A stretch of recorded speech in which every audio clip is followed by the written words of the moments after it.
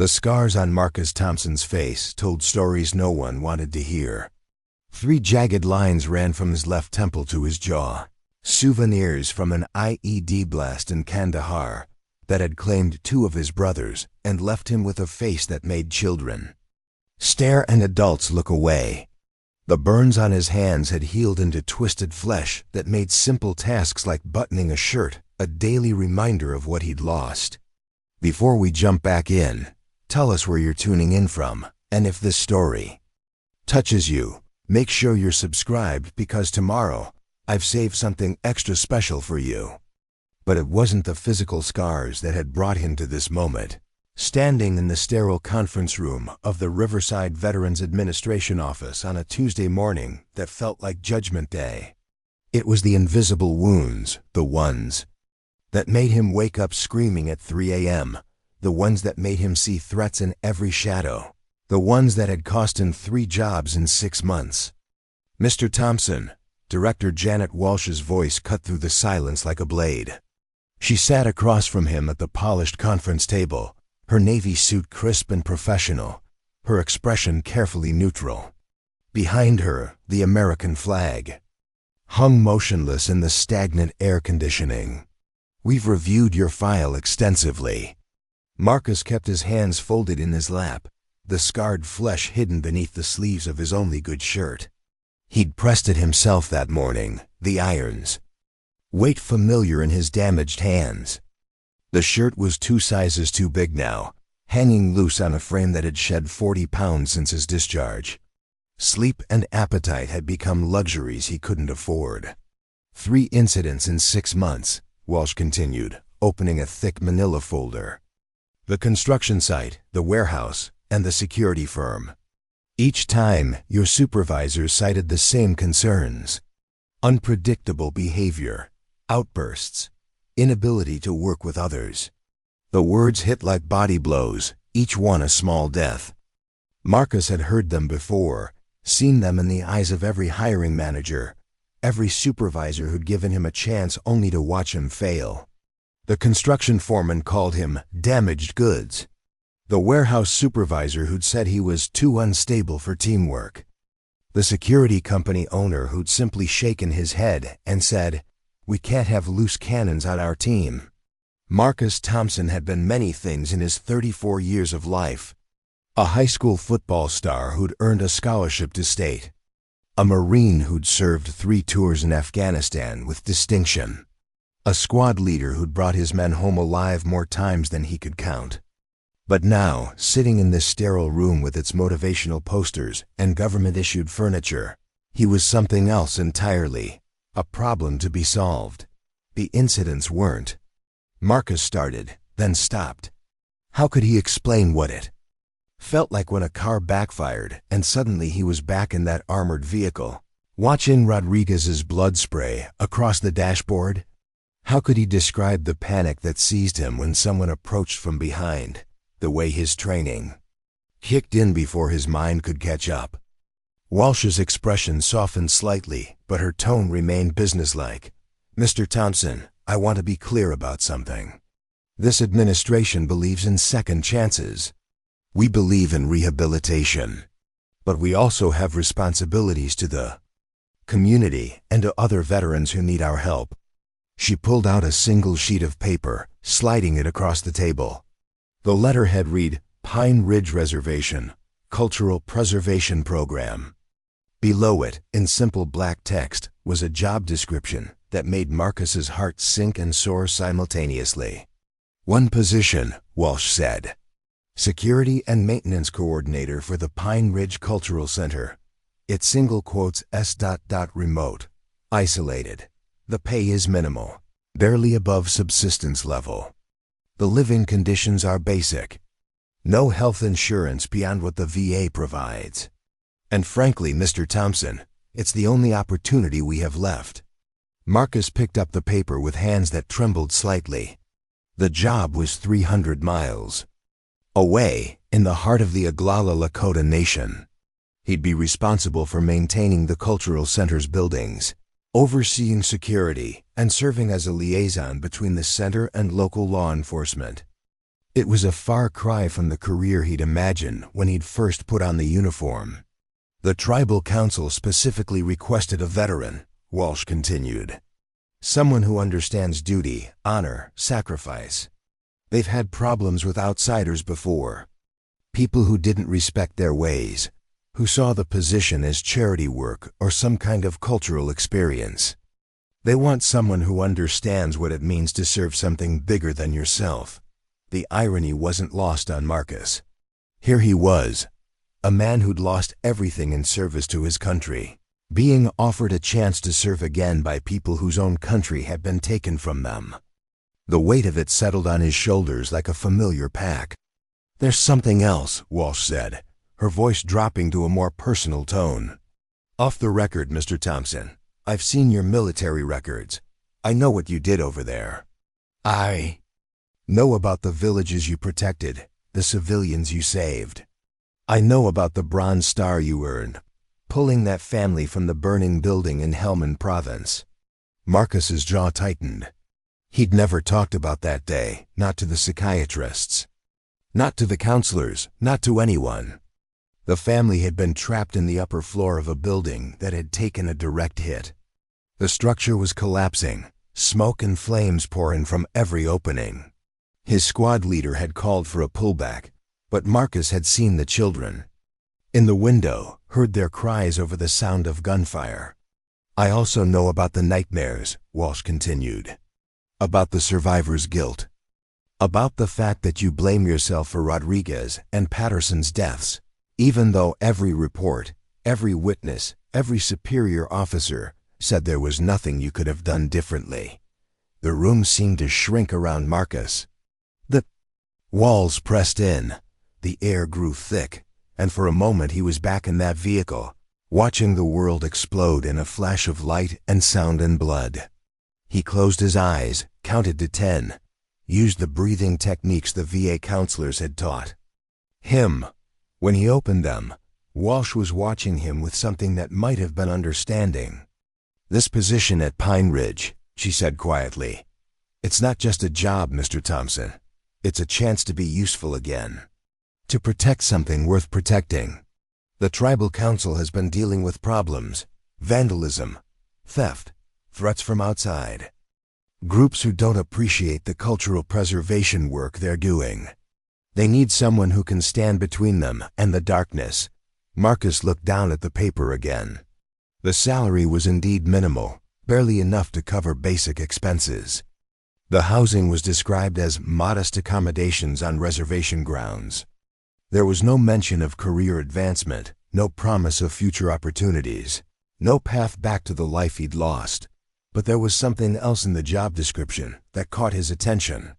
A single line near the bottom: "Candidates must demonstrate respect for indigenous traditions and willingness to learn from tribal elders." For the first time in months, Marcus felt something other than despair. Not hope exactly, but something like curiosity. He'd spent his adult life in the military, following orders, adhering to structure, serving a cause larger than himself. Maybe, just maybe, he could learn to do it again. "The tribal council wants to meet with you," Walsh said, "face to face. They don't make decisions based on paperwork alone. They want to look you in the eye, hear your voice, judge your character for themselves." Marcus nodded slowly. He understood that kind of evaluation. It was how he'd chosen men for his squad, how he'd separated the reliable from the unreliable, the trustworthy from the rest. Character wasn't something you could fake, not when lives depended on it. "When?" he asked. "Tomorrow. There's a bus that leaves at 6 a.m. The ride takes about 8 hours. You'll have the interview in the afternoon, and if things go well, you could start immediately." Walsh reached into her desk drawer and pulled out a small envelope. "Travel expenses," she said. "And Mr. Thompson, I want you to know that I'm recommending you for this position. Not because it's the only option left, but because I think you might be exactly what they're looking for." Marcus stood, his legs unsteady after sitting for so long. The scarred flesh on his hands ached as he gripped the envelope, but he forced himself to meet Walsh's eyes. "Ma'am, I appreciate the opportunity. I won't let you down." "Don't let yourself down," she replied. "You've already proven you can serve with honor. Now prove you can heal with honor too." The walk out of the VA building felt different than the walk-in. The Denver sunshine seemed brighter, the air less oppressive. Marcus clutched the envelope and the job description, his mind already racing ahead to tomorrow's journey. He had no idea what awaited him at Pine Ridge, no understanding of the challenges he would face or the people he would meet. But for the first time since that terrible day in Afghanistan, Marcus Thompson had something that had been missing from his life: purpose. The scars on his face caught the light as he walked toward his battered pickup truck, reminders of what he'd lost but also proof of what he'd survived. Tomorrow, he would travel to a place where survival was a way of life, where honor was measured, not in medals but in service to community, where his scars might finally find a place to heal.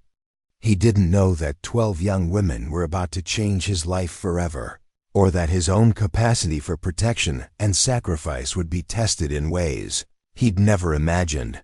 All he knew was that he had one last chance to prove that Marcus Thompson was more than the sum of his wounds, more than the fears that haunted his sleep, more than the man who'd lost everything in service to his country.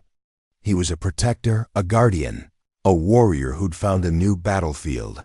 The drive home took him through neighborhoods he'd grown up in, past the high school where he'd once been a hero, past the recruiting station where he'd sworn his oath so many years ago. Each familiar landmark felt like a goodbye, a final acknowledgement that the life he'd known was over. But as he pulled into the driveway of his small apartment, Marcus Thompson allowed himself something he hadn't felt in months: anticipation.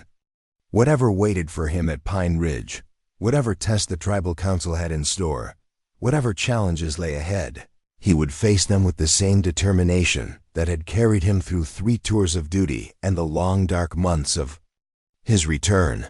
The scars on his hands gripped the steering wheel, steady and strong.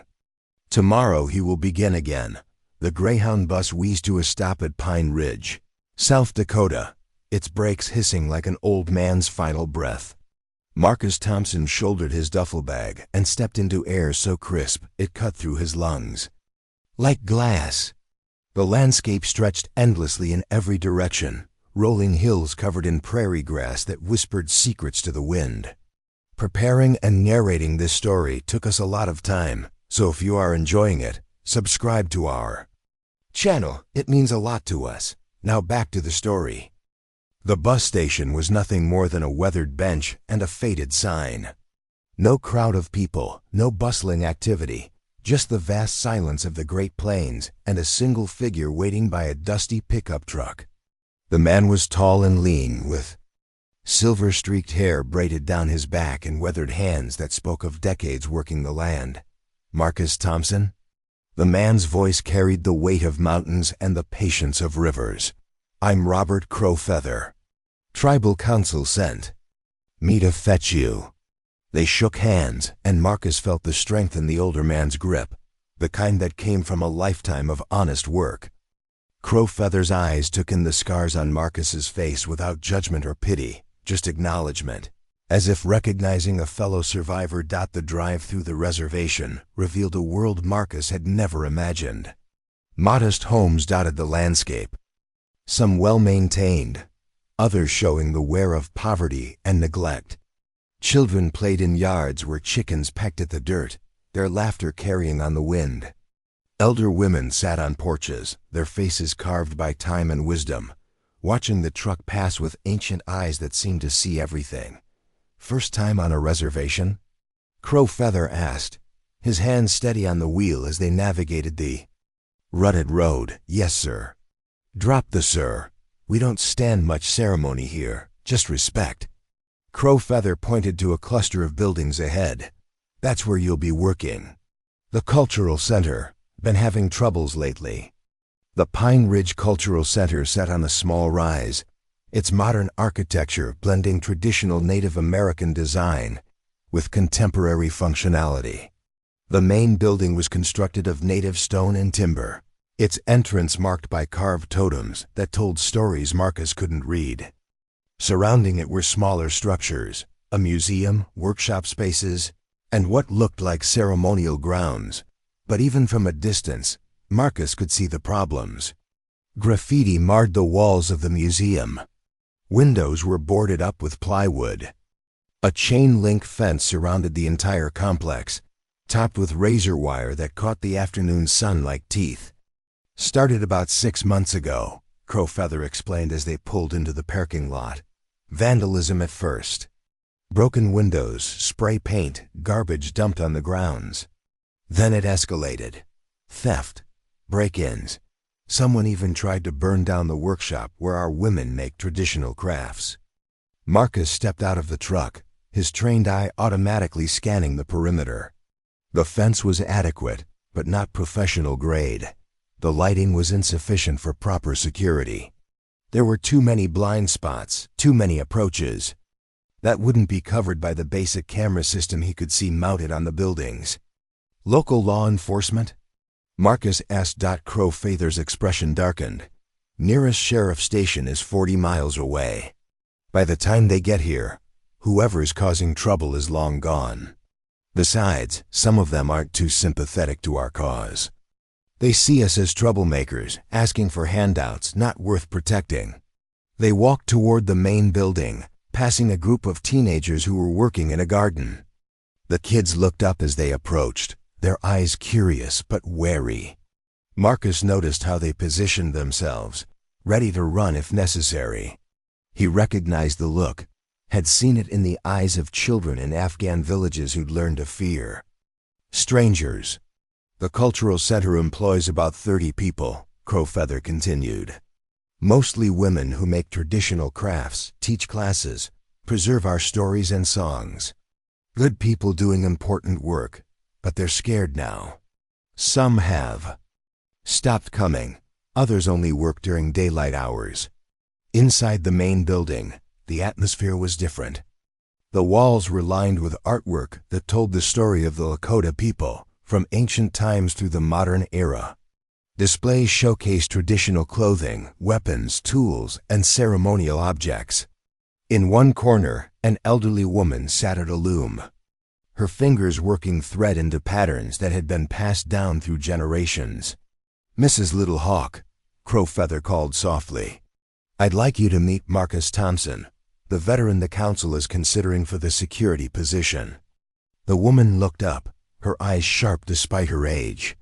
She studied Marcus for a long moment, taking in the scars, the way he carried himself, the careful respect in his posture. Then she nodded once and returned to her work. "She doesn't speak much English," Crowfeather explained. "But she sees more than most. Her granddaughter is one of our young women working here. Bright girl, studying to be a teacher, but she's been having nightmares since the trouble started." They continued through the center, passing workshops where artisans created jewelry, pottery, and traditional weapons. Marcus noticed how the workers kept glancing toward the windows, how they startled at unexpected sounds. These people were living in fear, and it reminded him too much of the villages he'd tried to protect overseas. "The tribal council will meet with you in an hour," Crowfeather said as they climbed stairs to the second floor. 5 members, all elders. "They'll want to hear your story, judge your character. But I'll tell you something first that might help you understand what you're walking into." They entered a small office with windows overlooking the ceremonial grounds. Crowfeather gestured for Marcus to sit, then pulled out a folder thick with photographs and police reports. "This isn't random vandalism," he said, spreading the photos across the desk. "Someone's targeting us specifically. Look at this." The photographs showed the progression of incidents over the past 6 months. The early vandalism had been crude, typical teenage mischief. But the more recent incidents showed planning, organization, specific knowledge of the center's operations. Windows broken during important ceremonies. Threats spray-painted in locations that would cause maximum psychological impact. Equipment stolen that was particularly valuable or difficult to replace. Whoever's doing this knows our schedules, our routines, Crowfeather said. They know when we're vulnerable, when we're distracted. This isn't some drunk college kids looking for trouble. This is organized harassment. Marcus studied the photos with the analytical eye he'd developed in the military. Any suspects? Threats from specific groups? There's been tension with some of the neighboring communities. People who think we get too much government assistance, who resent our sovereignty, our tax exemptions. There's a group that meets in town, calls itself the Patriots for Fair Treatment. They claim they just want equal treatment for all citizens. But their rhetoric has been getting more aggressive. Crowfeather pulled out a newspaper clipping showing a town hall meeting. Marcus could see the anger in the faces of the crowd, the way they leaned forward, aggressive and confrontational. He'd seen similar expressions in villages where insurgents had turned the population against coalition forces. Then there's the development issue, Crowfeather continued. Mining company wants to lease land near here for a copper extraction operation. We've been fighting it, saying it would destroy sacred sites and contaminate the water supply. They've been pressuring the tribal council, making offers, trying to find ways around our objections. Marcus nodded, beginning to understand the complexity of the situation. This wasn't just about security. It was about culture, politics, economics, and the age-old struggle between preservation and progress. The young women who work here, Crowfeather said, his voice dropping to a more personal tone. They're the future of our people. Teachers, artists, keepers of our traditions, but they're also the most vulnerable. Some of the threats have been specific, personal, targeting them individually. The weight of responsibility settled on Marcus's shoulders like a familiar burden. He'd protected villages, convoys, forward operating bases. But this felt different, more personal. These weren't just civilians in a war zone. These were people trying to preserve something precious, something that could be lost forever if the wrong forces prevailed. There's something else, Crowfeather said, hesitating. Something the council will want to discuss with you. We've heard rumors, nothing confirmed, but rumors about something bigger being planned. Something that will happen soon, maybe during our autumn festival next week. Marcus felt his pulse quicken. What kind of something? The kind that would shut us down permanently. Discredit us, maybe get our federal funding pulled. The kind that would give certain interested parties an excuse to move in and take what they want. Crowfeather leaned back in his chair, studying Marcus intently. The question is, can one scarred veteran stand against that kind of pressure? Can you be what these people need you to be? Before Marcus could answer, a commotion erupted outside.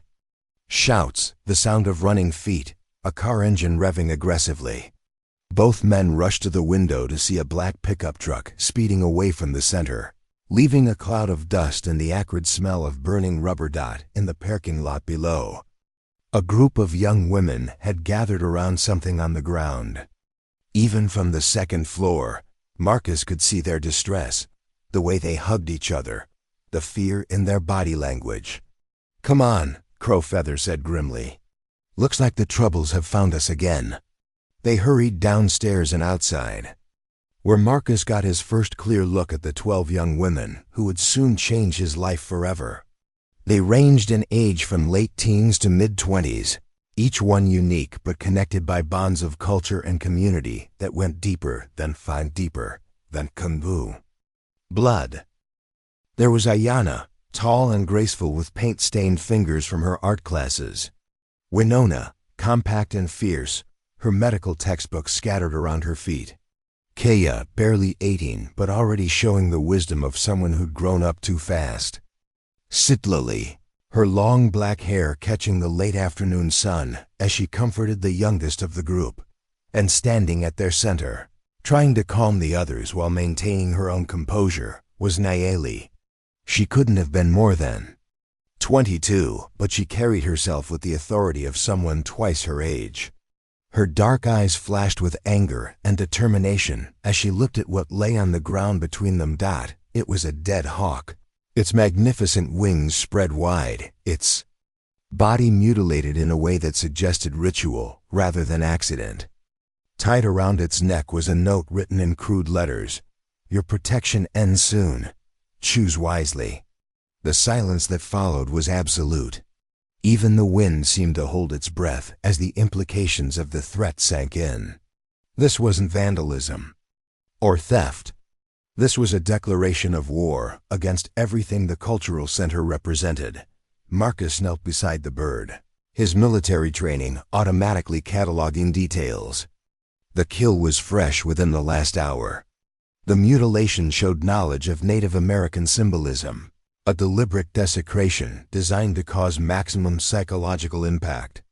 The note was written on common paper with a felt-tip pen, but the handwriting suggested someone educated, controlled, not the work of a random troublemaker. "The hawk is sacred to our people," Nayeli said, her voice steady despite the tremor Marcus could detect underneath. "It represents protection, vision, the connection between earth and sky. Killing one like this, leaving it here." She trailed off, but Marcus understood that it was a message, a threat. A promise that the protection these young women depended on was about to be stripped away. As Marcus stood, he caught Nayeli's eye. In that moment, something passed between them, an understanding that went beyond words.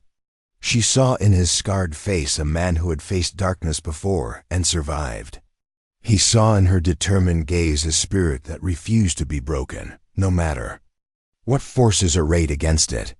"Mr. Thompson," Crowfeather said quietly, "I think it's time you met the tribal council. And I think they're going to be very interested in what you have to offer." As they walked toward the main building, Marcus felt the weight of 12 pairs of eyes on his back. He didn't know their names yet, didn't understand the full scope of what they faced, didn't realize that his decision to accept this position would put him at the center of a conflict that went far deeper than simple harassment. But he knew, with the certainty that had kept him alive through 3 tours of combat, that these young women were worth protecting, that this place, with its sacred traditions and precious heritage, was worth defending, and that somewhere in the gathering darkness, forces were moving that would test every skill he'd learned, every principle he held, every oath he'd ever taken. The dead hawk lay behind them in the dust, its sightless eyes reflecting the dying light.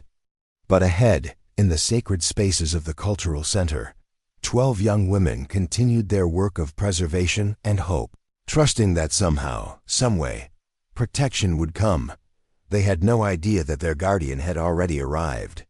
Scarred, broken, carrying wounds that might never fully heal, but still capable of standing between them and the storm that was coming.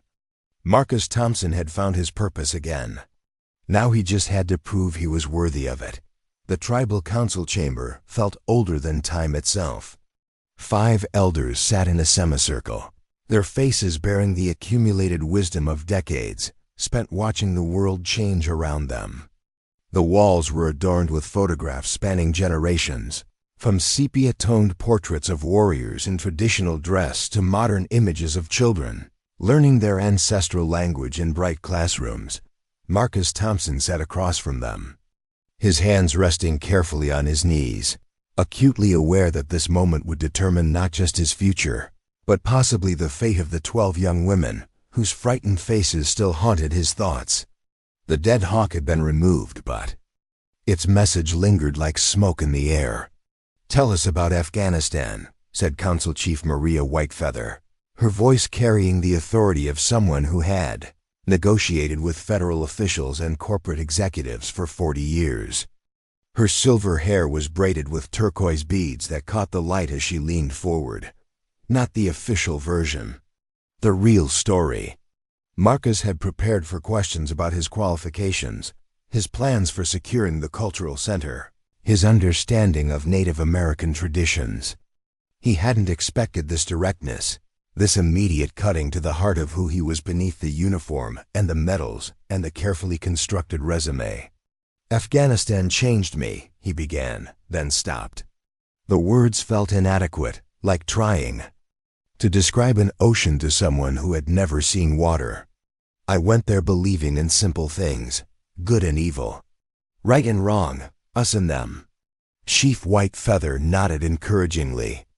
Beside her, Thomas Strongheart, the council's eldest member at 87, studied Marcus with eyes that had seen the boarding schools, the government relocations, the systematic attempts to erase his people's culture. To his left sat Sarah Blackhorse, barely 50, but already carrying the weight of being the first woman lawyer in her family's history. Next to her was David Spotted Eagle, whose grandfather had fought at Little Bighorn. And finally Raymond Clearwater, a Vietnam veteran, whose own scars were hidden beneath his traditional ribbon shirt. The village was called Cargay, Marcus continued, his voice growing steadier as he found his rhythm. Small place, maybe 300 people. Mostly farmers trying to survive in the middle of a war they didn't start and couldn't control. My unit was supposed to establish a forward operating base there, build relationships with the locals, gather intelligence about Taliban movement in the region. He paused, seeing not the council chamber but the dusty streets of that distant village. Feeling the weight of gear on his shoulders, tasting the ever-present grit in the air. The village elder was a man named Haji Ahmad, probably 70 years old. Bent with arthritis, but he carried himself like a king. Reminded me of my grandfather, actually. Same dignity, same quiet strength. Thomas Strongheart made a small sound of understanding. The parallel wasn't lost on any of them. Ahmad tried to warn us, Marcus said. In broken English mixed with Pashto and hand gestures, he tried to tell us we were in danger. Not from his people, but from outside forces that wanted to use the village as a battleground. We thought we knew better. We had training, equipment, intelligence reports. What could an old Afghan farmer tell us that our commanders didn't already know? The weight of that arrogance, that failure to listen, settled on Marcus's shoulders like a physical burden.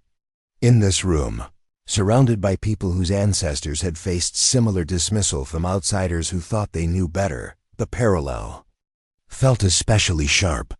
3 weeks later, the Taliban moved in. Not soldiers, but men who looked like farmers, talked like neighbors, claimed to be fighting for the village's protection against foreign invaders. They set up in the mosque, the school, places we couldn't attack without destroying what we were supposed to be protecting. Sarah Blackhorse leaned forward slightly. What did you do? We tried to work within the rules of engagement. Minimal force, avoid civilian casualties, respect religious sites. But the Taliban didn't follow those rules. They used children as human shields, stored weapons in the school, set up sniper positions in the minaret. Every day, the situation got worse. Marcus could feel the phantom weight of his rifle, smell the smoke from cooking fires mixed with diesel fuel and cordite. Haji Ahmad came to me one night. Snuck past our perimeter guards like a ghost, which should have been impossible given our security measures. Found me in my quarters and sat down like we were old friends sharing tea. He looked directly at Chief Whitefeather. He told me his people were caught between two armies, both claiming to protect them, both bringing nothing but death. He said his granddaughter, a girl about 16 who helped teach the younger children, had been threatened by Taliban fighters who wanted to use the school as a weapons cache. He asked me what I would do if it was my granddaughter. The silence in the council chamber stretched like a held breath. Outside, the sun was setting, painting the walls with golden light that seemed to make the ancestors in the photographs come alive. I made a decision that night, Marcus said. Not as a soldier following orders, but as a human being who couldn't watch innocent people suffer. I gathered my squad, men I trusted with my life, and told them we were going to evacuate the village, all of them, women, children, elders, everyone. Raymond Clearwater, the Vietnam veteran, shifted in his chair. He understood the weight of decisions made in impossible circumstances, the burden of choosing between duty and conscience. It took 2 days, Marcus continued. We moved them in. Small groups during darkness, using routes Ahmad showed us through terrain our maps said was impassable. Old goat paths, dry creek beds, caves that had hidden his people during the Soviet occupation 20 years earlier. He paused, remembering the faces of the children who had trusted him enough to leave the only home they'd ever known. The Taliban. Caught on during the second night. They knew they were losing their human shields, their strategic positions. They came after us hard. The ambush had happened at dawn on the third day, just as they were evacuating the last group. Marcus had been helping an elderly woman carry her few possessions when the first shots rang out. His squad had performed exactly as trained, taking defensive positions, returning fire, calling for air support. Rodriguez and Patterson died covering the withdrawal, Marcus said, his voice barely above a whisper. 2 of the best men I ever served with. They could have pulled back, could have saved themselves. But they stayed in position until every villager was clear. The explosion that had scarred Marcus's face and hands had come later, when he'd gone back for Rodriguez's body. The IED had been hidden beneath his friend's gear, a final insult from an enemy that understood the American military's commitment to leaving no one behind. The official report called it a successful humanitarian operation, Marcus said. 300 civilians evacuated to safety, Taliban stronghold neutralized, minimal friendly casualties. Clean, professional, by the book. Chief Whitefeather's expression hadn't changed, but Marcus could see understanding in her eyes. But that's not how it felt. No, ma'am. It felt like failure. Like if I'd listened to Simad from the beginning. If I'd trusted his knowledge of his own land over our intelligence reports, Rodriguez and Patterson might still be alive.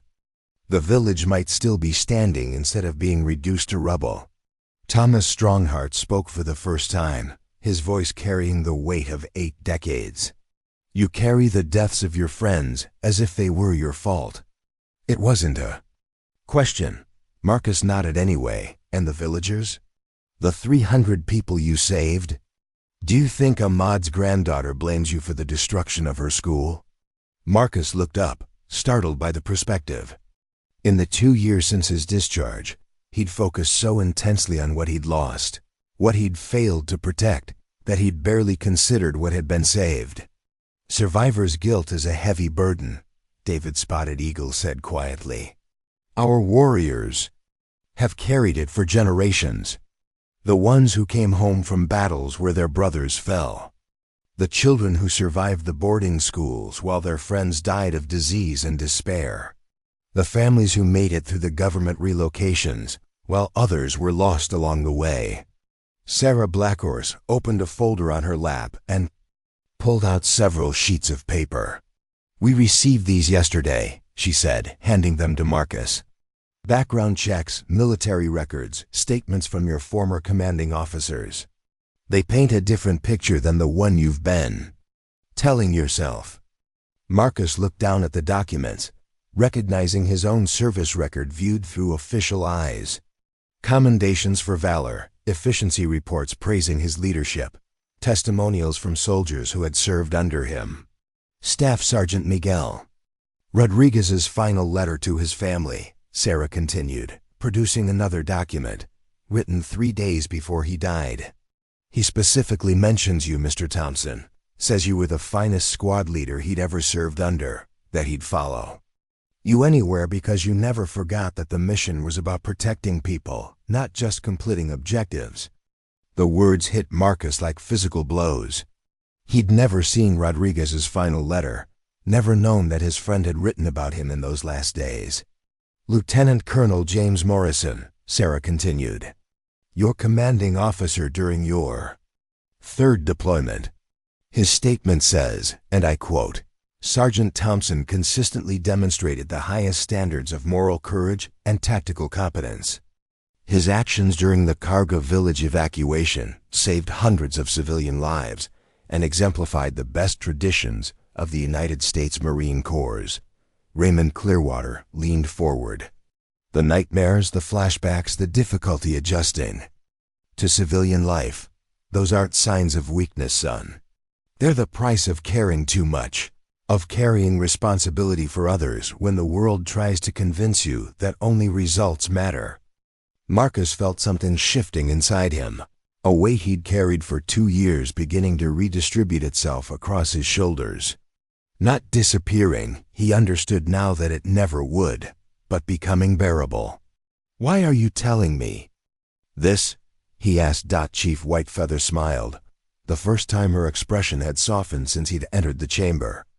"Because the young women working at our cultural center need a protector who understands that some things are worth sacrificing for. Someone who knows the difference between duty to authority and duty to people." She gestured toward the photographs. On the walls, our own warriors faced impossible choices. Stand and fight against overwhelming odds, or watch their families be destroyed. Resist the government agents who came to take our children, or see them disappear forever. Preserve our language and traditions in secret, or lose them completely. Thomas Strongheart rose slowly from his chair and walked to one of the photographs, a formal portrait of a young man in cavalry uniform from the 1880s. "My great-grandfather, Joseph Strongheart. He joined the U.S. Army to feed his family during the reservation years. Fought against other tribes, followed orders that sometimes meant destroying people who shared his blood. He carried that burden his whole life." He turned back to Marcus. "But he also used his position to warn villages of impending raids, to smuggle food to families facing starvation, to protect what he could while serving a system that wanted to destroy his people.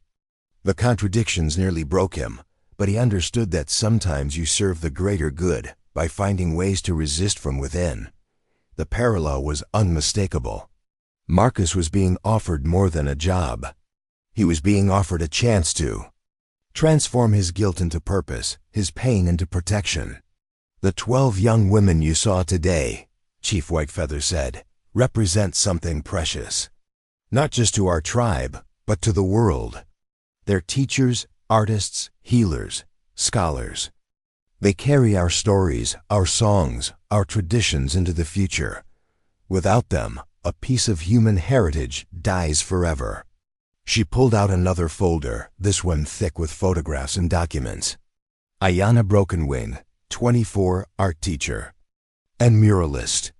Her great-grandmother was one of the last traditional beadworkers, and Ayanna is documenting those techniques before they're lost. She's already had death threats because her murals tell the true history of government policies toward our people. The photograph showed a young woman with paint-stained fingers, her eyes bright with intelligence and determination. Marcus remembered her from the parking lot, the way she'd tried to shield the younger women from seeing the mutilated hawk. Winona Ghosthorse, 23, pre-med student and traditional medicine keeper. She's working to bridge Western medical practices with our ancestral healing traditions. Last month, someone broke into her apartment and destroyed 2 years of research notes. Another photograph, another face that had looked to him with desperate hope when the truck had sped away. The chief continued through all 12, each name carrying the weight of heritage and hope. Mayeli Rainwater, the unofficial leader of the group, studying to be a tribal attorney like Sarah Blackhorse. Kaya Blue Eagle, barely 18, but already showing promise as a traditional singer and storyteller.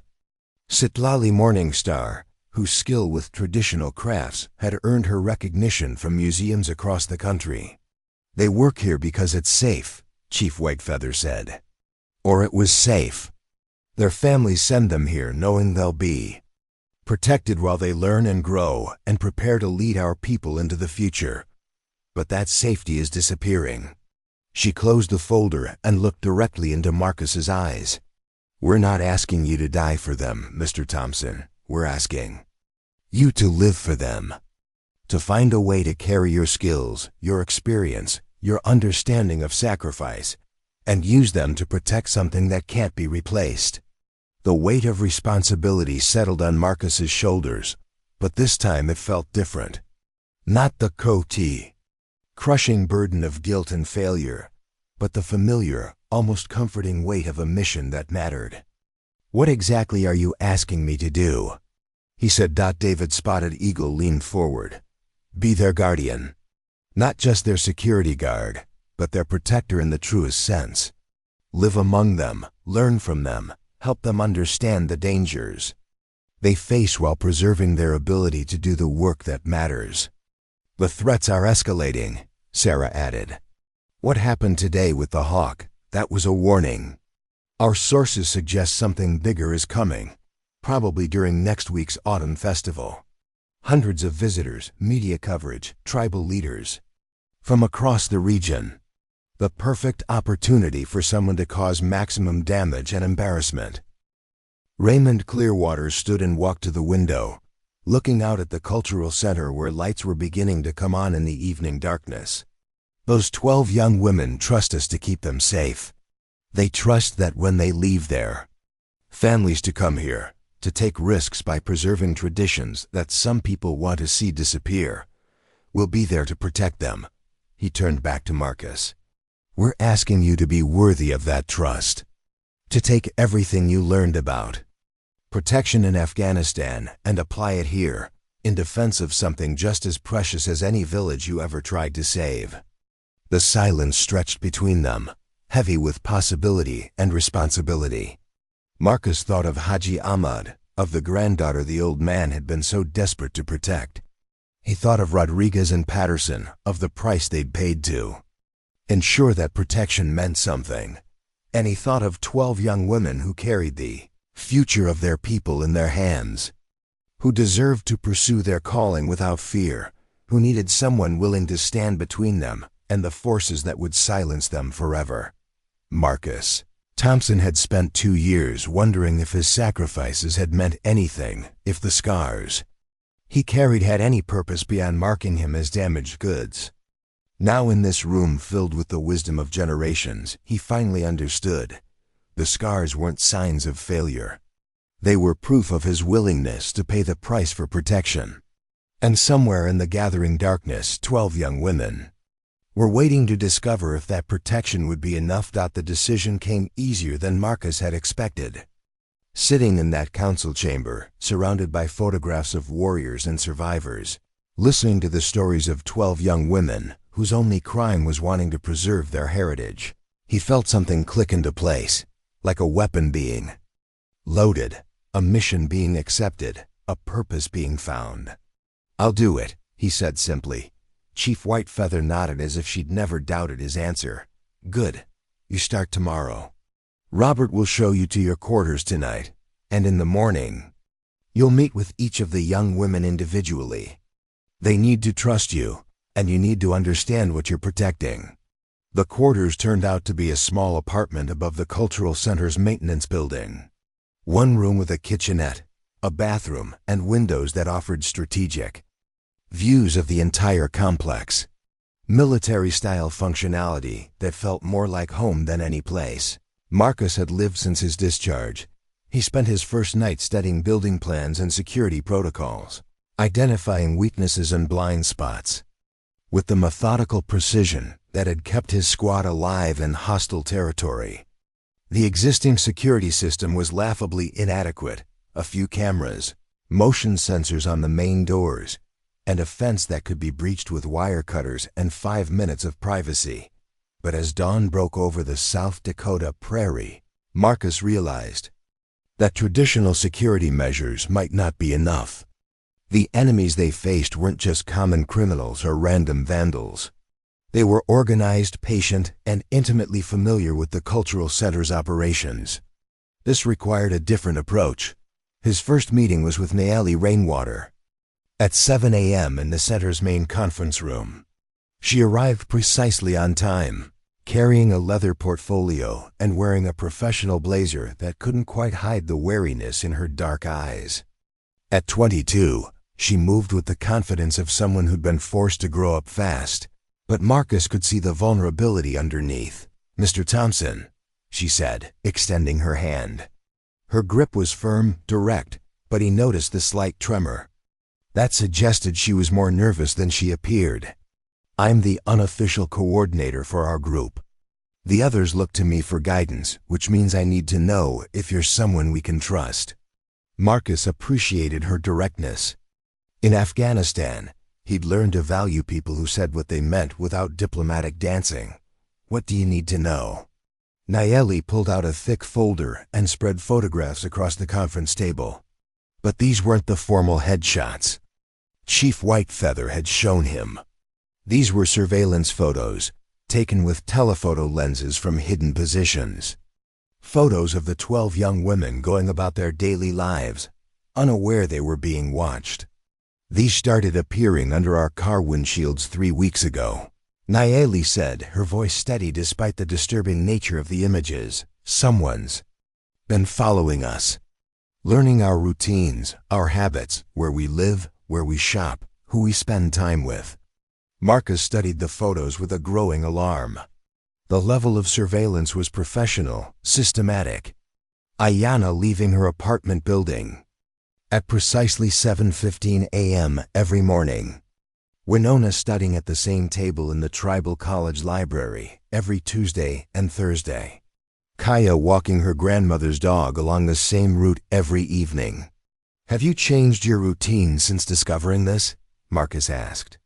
Some of us have tried, but it's not that simple. We have jobs, classes, family obligations. And honestly, we're not trained for this kind of thing. We're teachers and artists and students, not soldiers. The next photo made Marcus's blood run cold. It showed Sitlali Morningstar, the youngest of the group at barely 18, walking alone from her job at the tribal health clinic to her car in the parking lot. But she wasn't alone in the photo. A man in dark clothing was visible in the background, clearly following her, his face partially obscured by a baseball cap. This was taken last Friday, Nayeli said. Sitlali didn't know she was being followed until she got to her car and found this photo under her windshield wiper, along with this. She handed Marcus a note written in the same crude lettering as the message attached to the dead hawk. Pretty girl. Walks alone. Convenient. The threat was unmistakable, and Marcus felt the familiar ice-cold rage that had sustained him through 3 combat deployments. Someone was hunting these women, studying them like prey, preparing for something that would require intimate knowledge of their movements and vulnerabilities. Have you gone to the police? Nayeli's expression hardened. The tribal police are spread too thin, and the county sheriff's department has made it clear they consider this an internal tribal matter. They suggested we hire private security if we're concerned. Marcus filed that information away. No outside help, limited resources, and enemies who operated with impunity. It was starting to feel disturbingly familiar. Tell me about the others, he said. I need to understand each woman's specific situation. Her vulnerabilities, what makes her a target. For the next hour, Nayeli provided intelligence that would have impressed any military briefing officer. She'd systematically documented each woman's background, daily routine, living situation, and potential risk factors. It was clear she'd been thinking about protection and security long before Marcus arrived. Ayanna Brokenwing lived alone in a converted garage apartment behind her elderly aunt's house. The location was isolated, accessible by a long gravel driveway. That provided no witnesses and multiple escape routes for anyone with malicious intent. Her work required her to stay late at the cultural center several nights a week, often leaving after dark when the building was otherwise empty.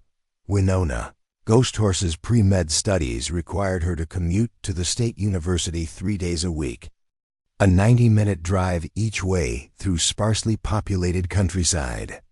Her research into traditional medicine had already drawn criticism from certain pharmaceutical companies, who saw her work as a threat to their market dominance in tribal healthcare. The pattern continued through all 12 women. Each had been carefully studied, their movements tracked, their vulnerabilities cataloged. This wasn't random harassment. It was preparation for something specific, When's the autumn festival? Marcus asked. Next Friday through Sunday. 3 days of cultural demonstrations, traditional foods, storytelling, and dancing. We expect about 800 visitors from across the region, plus media coverage and tribal dignitaries. Nayeli's expression grew troubled. All 12 of us will be working the event.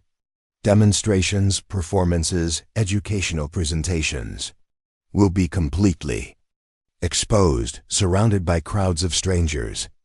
Marcus felt his tactical mind engaging, analyzing the situation like a military operation. Large crowds provided cover for hostile actors. Multiple entry and exit points made perimeter security nearly impossible. The presence of media and tribal leaders would amplify the impact of any successful attack. Who knows the festival schedule? The specific assignments for each woman? It's been posted on our website for months. Anyone could access it. Nayeli paused, then added quietly, "We also sent detailed itineraries to several partner organizations, including some of the museums and universities that have been pressuring us to loan artifacts for their collections." Another piece of the puzzle clicked into place. Economic pressure disguised as academic interest.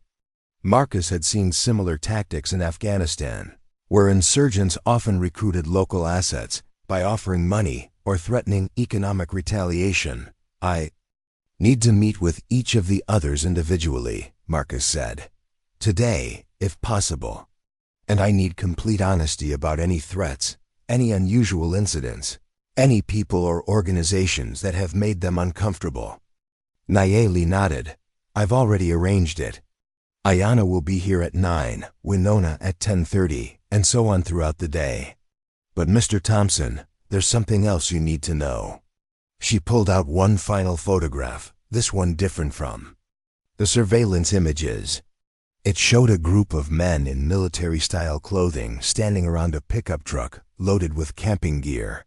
They looked like weekend warriors playing soldier, but Marcus's trained eye caught details that suggested otherwise. The way they positioned themselves showed tactical awareness. Their equipment was high quality, not surplus store replicas.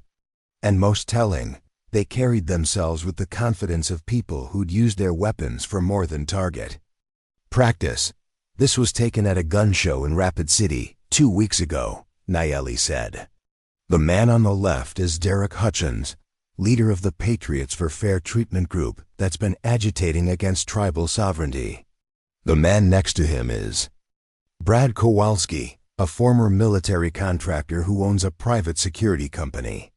Marcus studied the faces, committing them to memory. Hutchins looked like a middle-aged insurance salesman playing dress-up, but Kowalski had the hard edges of someone who'd seen real combat.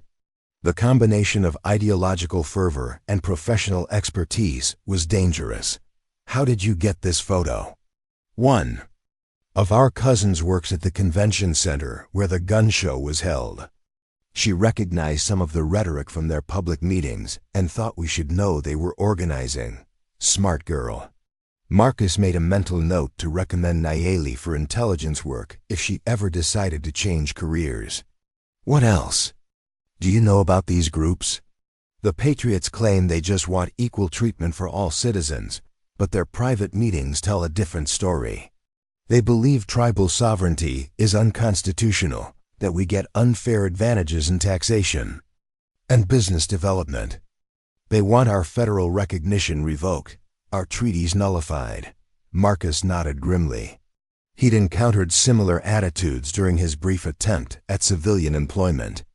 The belief that Native Americans were somehow getting special treatment, rather than honoring agreements made in exchange for millions of acres of stolen land.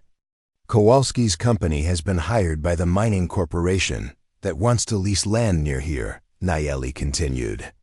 "Officially, they're providing security for the company's geological surveys. Unofficially, they've been harassing anyone who opposes the mining operation." The meeting was interrupted by a soft knock on the conference room door. Ayanna Brokenwing entered, her long black hair tied back in a practical ponytail, her fingers stained with paint from whatever project she'd Been working on. She moved with the cautious grace of someone who'd learned to be constantly alert. Nayeli, she said, then turned to Marcus with curious but wary eyes. You must be our new guardian angel. Marcus almost smiled at the description. With his scarred face and damaged hands, he was probably the least angelic-looking protector they could have found. But as Ayanna took a seat at the conference table, he saw something in her expression that reminded him of the Afghan children he'd tried so hard to keep safe. A combination of hope and fear, trust and wariness. That said, she desperately wanted to believe someone could protect her, but had learned through bitter experience not to count on it. Tell me about your work, Marcus said. What you do here, why it matters, what makes you a target. Ayanna's expression brightened slightly as she spoke about her art, the traditional technique she was documenting, the murals she was painting that told the true history of her people. But the light in her eyes dimmed when she described the reactions her work had generated. The mural in the tribal college library has been vandalized 3 times, she said. Someone keeps spray painting over the section that depicts the Wounded Knee Massacre. They leave notes calling it revisionist propaganda and anti-American lies. Marcus felt his jaw tighten. The Wounded Knee Massacre was historical fact, documented by military reports and eyewitness accounts. Calling it propaganda was like denying the Holocaust or claiming the Civil War wasn't about slavery. The latest threat was more specific, Ayanna continued, pulling out her phone to show Marcus a text message that had arrived just that morning. Pretty pictures won't save you when your protection disappears. Enjoy the festival. The message had been sent from a burner phone, untraceable but clearly coordinated with the other threats. Someone was escalating their timeline, building toward the festival as a deadline for action. As Marcus spent the day meeting with each of the 12 young women, a disturbing pattern emerged. The threats weren't random or opportunistic. They were carefully crafted to exploit each woman's specific fears and vulnerabilities. Winona, Ghost Horse, had received threats targeting her research into traditional medicine, with implications that her work was dangerous to public health. Kaya Blue Eagle had been told that her traditional songs were primitive noise that had no place in modern society. Sitlali Morningstar had received the most personal attacks, with references to her youth and appearance that carried unmistakable sexual menace. Each woman had tried to continue her work despite the threats, but Marcus could see the toll it was taking. They moved differently now, constantly alert, checking over their shoulders, jumping at unexpected sounds. They were beginning to change their behavior, limiting their movements, avoiding certain areas, second-guessing every decision. It was exactly what their enemies wanted. Fear was a weapon, and it was being used with surgical precision to disrupt the cultural center's operations without leaving fingerprints or evidence that would stand up in court. By late afternoon, Marcus had compiled a threat assessment that would have impressed his old intelligence officers. Multiple hostile actors with varying capabilities and motivations. Professional surveillance and harassment techniques.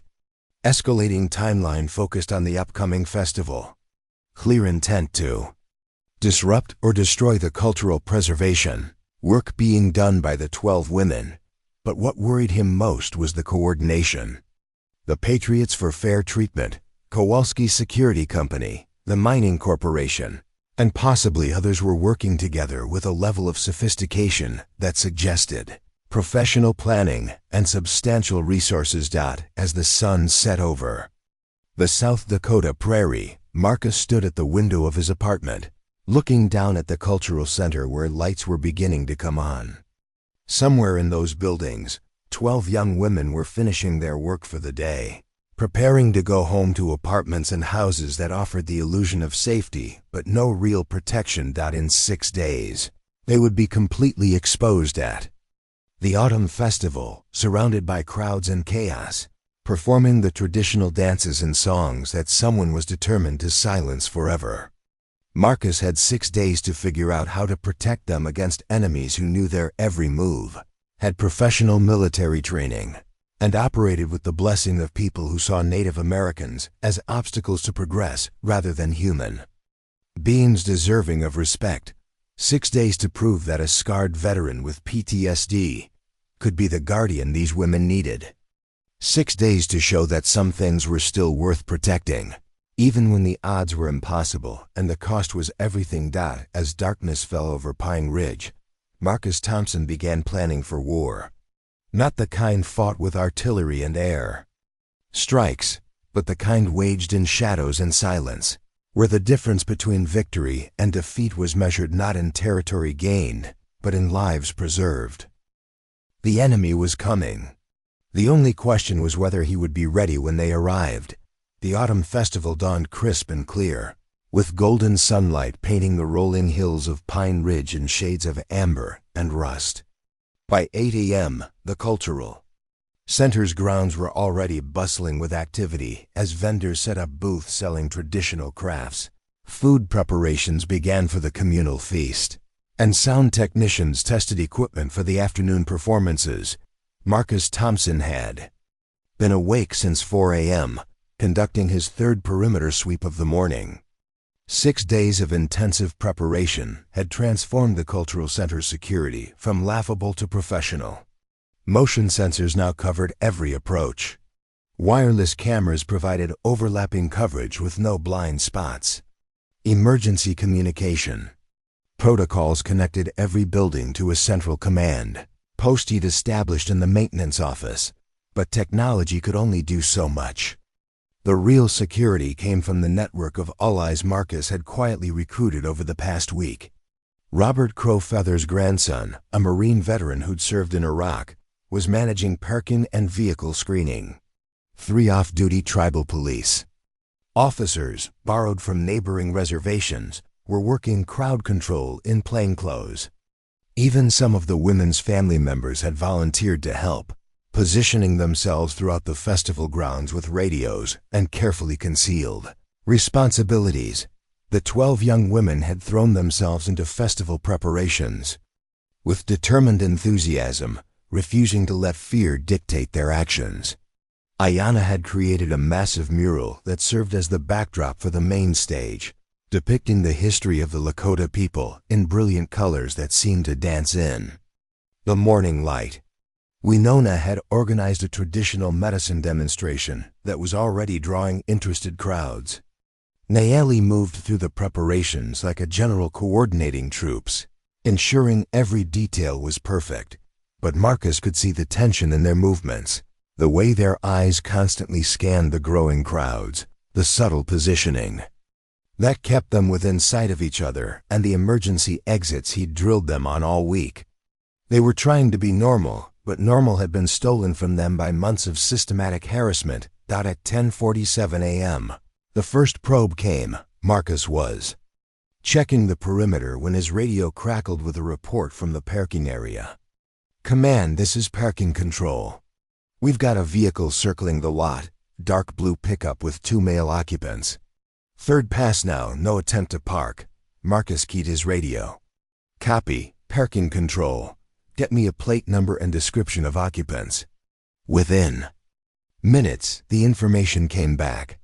The pickup was registered to Derek Hutchins, leader of the Patriots for Fair Treatment. The passenger matched the description of Brad Kowalski, the military contractor whose security company had been harassing tribal opponents of the mining operation. They weren't trying to hide their presence. This was intimidation, a message that they were watching, waiting, ready to act. Marcus felt the familiar pre-combat tension settling into his muscles, the heightened awareness that had kept him alive through 3 deployments. "All stations, be advised we have confirmed hostile surveillance," Marcus transmitted. "Maintain normal operations but increase vigilance." The festival officially opened at noon with a welcoming ceremony led by Chief Whitefeather. Nearly 600 visitors had already arrived, with more streaming in every hour. The atmosphere was festive, celebratory, filled with laughter and music and the rich smells of traditional foods. Children ran between the booths while their parents examined handcrafted jewelry and pottery. Elder storytellers drew crowds of rapt listeners, eager to hear ancient tales passed down through generations. It should have been perfect. It would have been perfect, if not for the predators circling just beyond the light. At 1:15 p.m., the second probe came. A group of 4 men in military-style clothing appeared at the main entrance, claiming to be journalists interested in covering the cultural preservation work. They had press credentials that looked legitimate at first glance, but Marcus's trained eye caught the subtle tells that marked them as fakes. The lamination was too new, the typeface slightly wrong, the photographs unprofessional. "I'm sorry, gentlemen," Marcus said politely as he intercepted them at the gate. "All media personnel need to be pre-registered with the Tribal Council. I can put you in touch with our public relations coordinator if you'd like to arrange coverage for next year's festival." The lead man, a stocky individual with close-cropped hair and the bearing of ex-military, smiled without warmth. "That's unfortunate. We've driven quite a distance to be here today." "I understand your disappointment," Marcus replied, maintaining his professional demeanor while cataloging details. The man's boots were military issue. His cargo pants had equipment loops that suggested he was used to carrying weapons and tactical gear. His companions positioned themselves with the automatic spacing of people trained to work as a team. "Perhaps you'd be interested in some of our publicly available materials?" He handed them a festival brochure, noting how the leader's eyes immediately went to the performance schedule that listed when each of the 12 women would be presenting their demonstrations. The man accepted the brochure with another cold smile, made a show of studying it, then looked directly into Marcus's eyes. "We'll be seeing you again real soon," he said. It wasn't a threat. It was a promise. The men withdrew to the parking lot, but Marcus could see them through the security cameras, making phone calls and studying the festival layout. They were conducting reconnaissance, gathering final intelligence for whatever operation they'd planned. At 2:30 p.m., Ayanna took the main stage for her presentation on traditional art techniques. She moved with the confidence of someone in her element, explaining the symbolism behind traditional beadwork patterns, while demonstrating techniques that had been passed down through her family for generations. The crowd was captivated, drawn into her passion for preserving these ancient skills. Marcus watched from the security office, his eyes constantly scanning the crowd through multiple camera feeds. Everything looked normal, too normal. In Afghanistan, he'd learned to fear the quiet moments, the times when everything seemed peaceful, but something indefinable felt wrong. At 2:47 p.m., that indefinable wrongness crystallized into action. The attack came from 3 directions simultaneously, coordinated with military precision. A smoke grenade detonated near the main stage, sending visitors into confused panic. Emergency alarms began blaring from the museum building, suggesting a fire or break-in. And in the parking lot, someone began slashing tires on vehicles belonging to tribal council members and visiting dignitaries. It was a classic diversion tactic, designed to split security forces and create chaos that would mask the real objective. Marcus keyed his radio as he sprinted toward the main stage. "All stations, we are under coordinated attack. Museum team, respond to the alarm. Parking team, secure the lot. Everyone else, converge on the main stage and protect the women." Through the dissipating smoke, Marcus could see Ayanna standing frozen at the microphone, her eyes wide with fear as the crowd scattered in confusion. But she wasn't alone on the stage. 3 men in dark clothing had appeared from behind the backdrop, moving with purpose toward her position. Marcus reached the stage just as the lead attacker grabbed Ayanna's arm.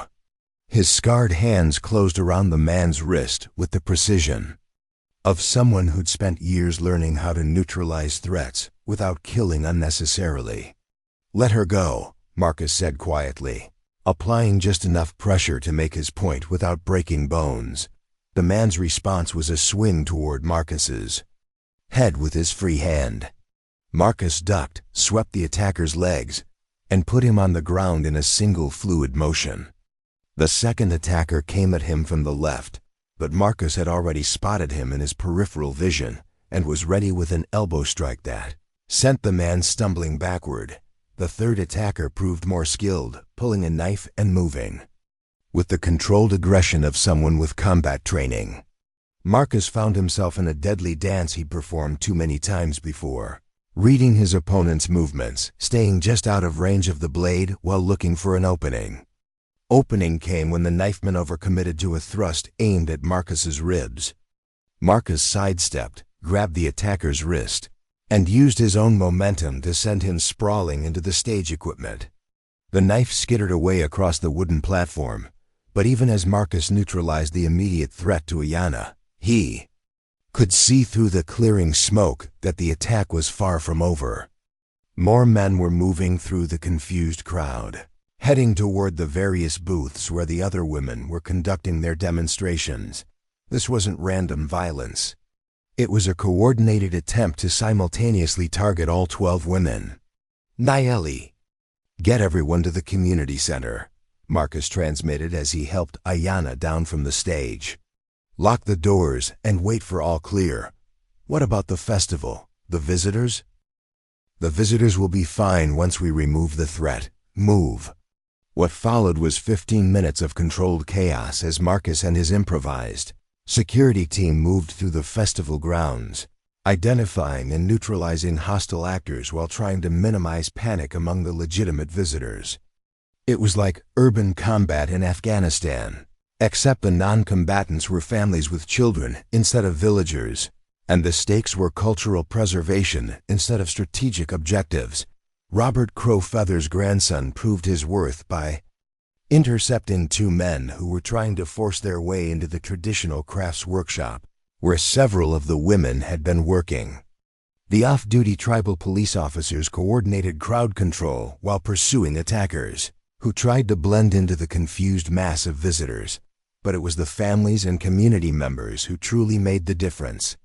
Elder women who had survived decades of government attempts to destroy their culture recognized the threat for what it was and responded with quiet, determined resistance.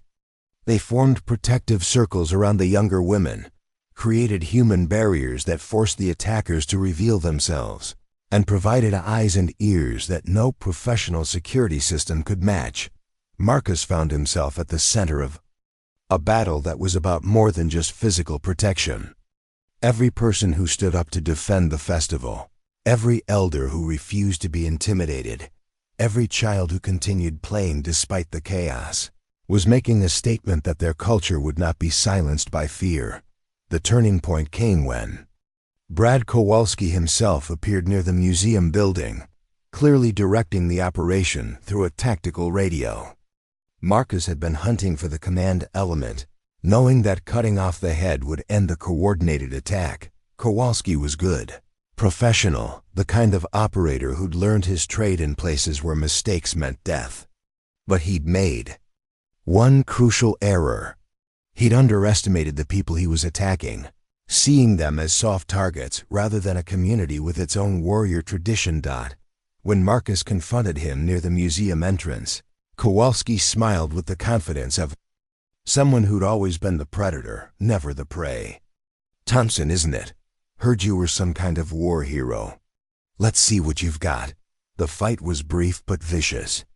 Kowalski had training, experience, and the advantage of being uninjured and well-rested.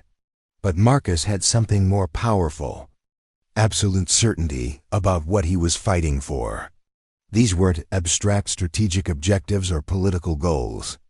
They were 12 young women whose only crime was wanting to preserve something beautiful for future generations. When Kowalski hit the ground, unconscious and zip-tied with equipment from Marcus's own kit, the remaining attackers began melting away. Without coordination and leadership, their assault collapsed into scattered individuals trying to escape before tribal police and county sheriff's deputies arrived to sort out the chaos. Marcus keyed his radio for the final time that day. "All stations, threat neutralized. Begin crowd control and evidence preservation protocols." As emergency vehicles arrived and the last of the attackers were taken into custody, Marcus made his way to the community center where the 12 women had taken shelter. He found them huddled together, supporting each other through the aftermath of an attack that had tried to destroy not just their festival, but their sense of safety and purpose. Nayeli was the first to speak as Marcus entered the building. "Is it over?" Marcus looked at their faces, seeing fear but also something else. Determination. Defiance. The quiet strength that had carried their people through centuries of attempts to destroy their culture. "Yes," he said simply, "it's over." But even as he said the words, Marcus knew they weren't entirely true. This attack was over, this immediate threat neutralized. But the forces that had organized it, the attitudes that had motivated it, the systematic attempts to silence indigenous voices and steal indigenous lands, those would continue. What had changed was the response. The 12 young women had learned that they didn't have to face those forces alone. The community had demonstrated that it would stand together to protect what mattered most. Marcus Thompson had proven to himself that his scars and his skills still had purpose, that protection was still possible even in a world that seemed determined to destroy everything worth preserving. As sirens faded into the distance and the festival grounds slowly returned to normal, Marcus stood watch over 12 young women whose courage had inspired an entire community to remember what they were fighting for. The autumn festival would continue, the traditional songs would be sung, and the ancient stories would be passed on to another generation. Some battles were worth winning, no matter what they cost. Some people were worth protecting, even when protection seemed impossible. And sometimes, a scarred veteran with nothing left to lose could find exactly what he needed to win by standing between the darkness and the light, refusing to let either his own wounds or the world's cruelty define what was possible. But as the immediate danger receded, Marcus realized the true scope of what they'd faced. This hadn't been a simple hate crime or random act of violence. The coordination, the timing, the specific targeting of cultural preservation activities, it all pointed to something much larger and more sinister. Derek Hutchins arrived just as the last attacker was being loaded into a police vehicle. He came not as a participant, but as a concerned citizen, expressing shock and dismay at the violence that had disrupted such a peaceful cultural event. He had alibis, witnesses, plausible deniability for everything that had happened. "Terrible thing," he told the sheriff's deputies, shaking his head sadly. "Makes you wonder if these people can really handle the responsibility of self-governance. Maybe they need more oversight, more federal management to prevent this kind of chaos." Marcus watched from across the parking lot, recognizing the political theater for what it was. Hutchins had orchestrated the attack specifically to create this moment, this opportunity to portray the tribal community as unable to maintain order, as needing outside intervention to keep the peace. The mining company executives would read about the violence in tomorrow's newspapers. Federal bureaucrats would question whether the tribe was capable of managing the proposed copper extraction project. Politicians would cite security concerns as justification for increased oversight of tribal affairs. It was psychological warfare of the most sophisticated kind, designed to achieve through fear and manipulation what couldn't be accomplished through legal channels. Hutchins and his allies hadn't just been trying to hurt 12 young women.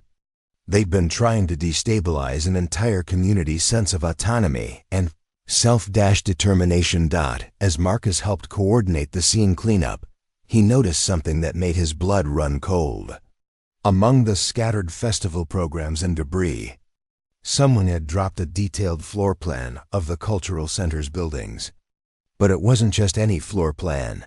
It was an architectural drawing that showed ventilation systems, electrical layouts, and structural weaknesses that would only be known to someone with inside access. "Robert," Marcus called quietly to Crow, Feather, who was helping coordinate witness statements. "We need to talk. Privately." They stepped away from the crowd, and Marcus showed him the floor plan. Crowfeather's expression darkened as he studied the technical details. "This is from the Tribal Council's files," he said. "Building permits, renovation plans, security assessments. Someone with access to our official records provided this to the attackers." The implications were staggering. The attack hadn't just been externally organized. It had required inside information, tribal council documents, knowledge that could only have come from someone within the community's leadership structure. Marcus felt the familiar weight of betrayal settling on his shoulders. In Afghanistan, the worst missions were always the ones where you couldn't trust the people you were supposed to be protecting, where the enemy had infiltrated so deeply that every ally was potentially a threat. "Who has access to these files?" Marcus asked. "Tribal council members, obviously. Administrative staff, some federal liaison officers. A few outside consultants we've hired for various projects." Crowfeather paused, then added grimly, "And the law firm that represents us in our dispute with the mining company."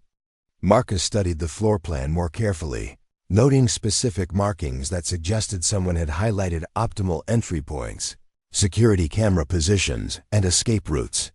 This level of operational planning took time, resources, and most importantly, trust. Someone had spent months preparing for this attack, using their position within the tribal government to gather intelligence and coordinate with outside agitators. As they walked back toward the cultural center, Marcus noticed Naili standing near the main stage, staring at Ayana's mural backdrop. The artwork had been damaged during the attack, spray paint obscuring portions of the historical narrative, but the core images remained intact.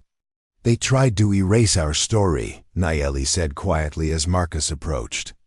"Not just today, but that's what all of this has been about.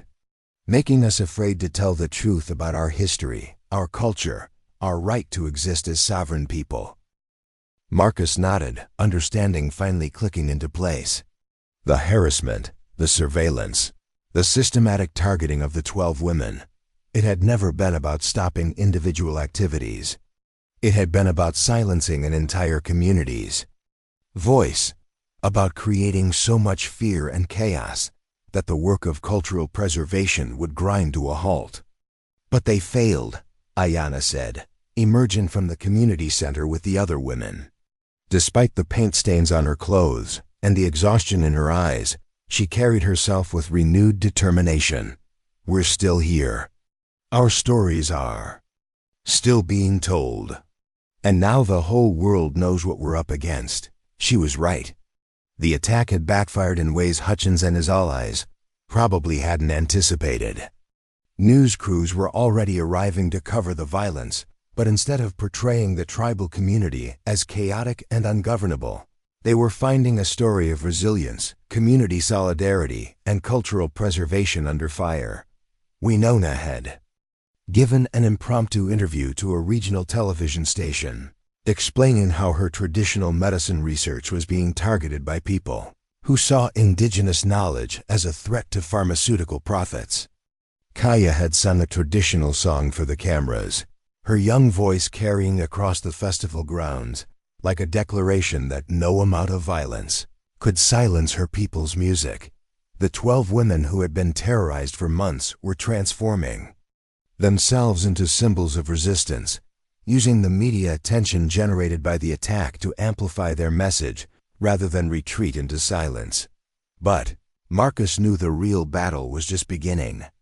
Hutchins and his allies had revealed their hand today, but they still had resources, connections, and motivation to continue their campaign.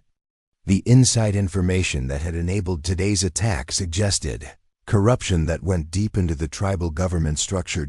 As evening fell over Pine Ridge, Marcus stood guard outside the community center where the 12 women were debriefing with tribal council members and federal investigators. He could hear their voices through the windows, strong and determined despite everything they'd endured. The autumn festival had been saved, but at a cost that went beyond the physical damage to buildings and equipment. These young women would never again feel completely safe in their own community. They would always remember that people who looked like neighbors and allies had been plotting their destruction, yet they were choosing to continue their work anyway, to preserve their traditions, tell their stories, and pass their knowledge on to the next generation. They were proving that courage wasn't the absence of fear, but the decision to keep moving forward despite being afraid. Marcus understood that feeling better than most.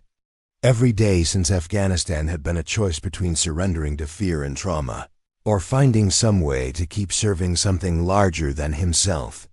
Today, watching 12 young women refuse to be silenced by systematic harassment and organized violence, he'd been reminded why that choice mattered. The scars on his face and hands would never fully heal. The nightmares would probably never completely stop.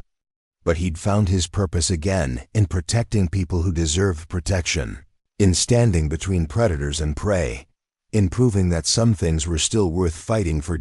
As stars began appearing in the clear South Dakota sky, Marcus Thompson settled in for another long night of standing watch. Somewhere in the darkness, enemies were regrouping, planning their next move, looking for new ways to destroy what these women were trying to preserve, but they would find Marcus waiting for them. Scarred, broken in some ways, but unbroken in the ways that mattered most. Ready to prove once again that some protectors never stop protecting, no matter what it cost them.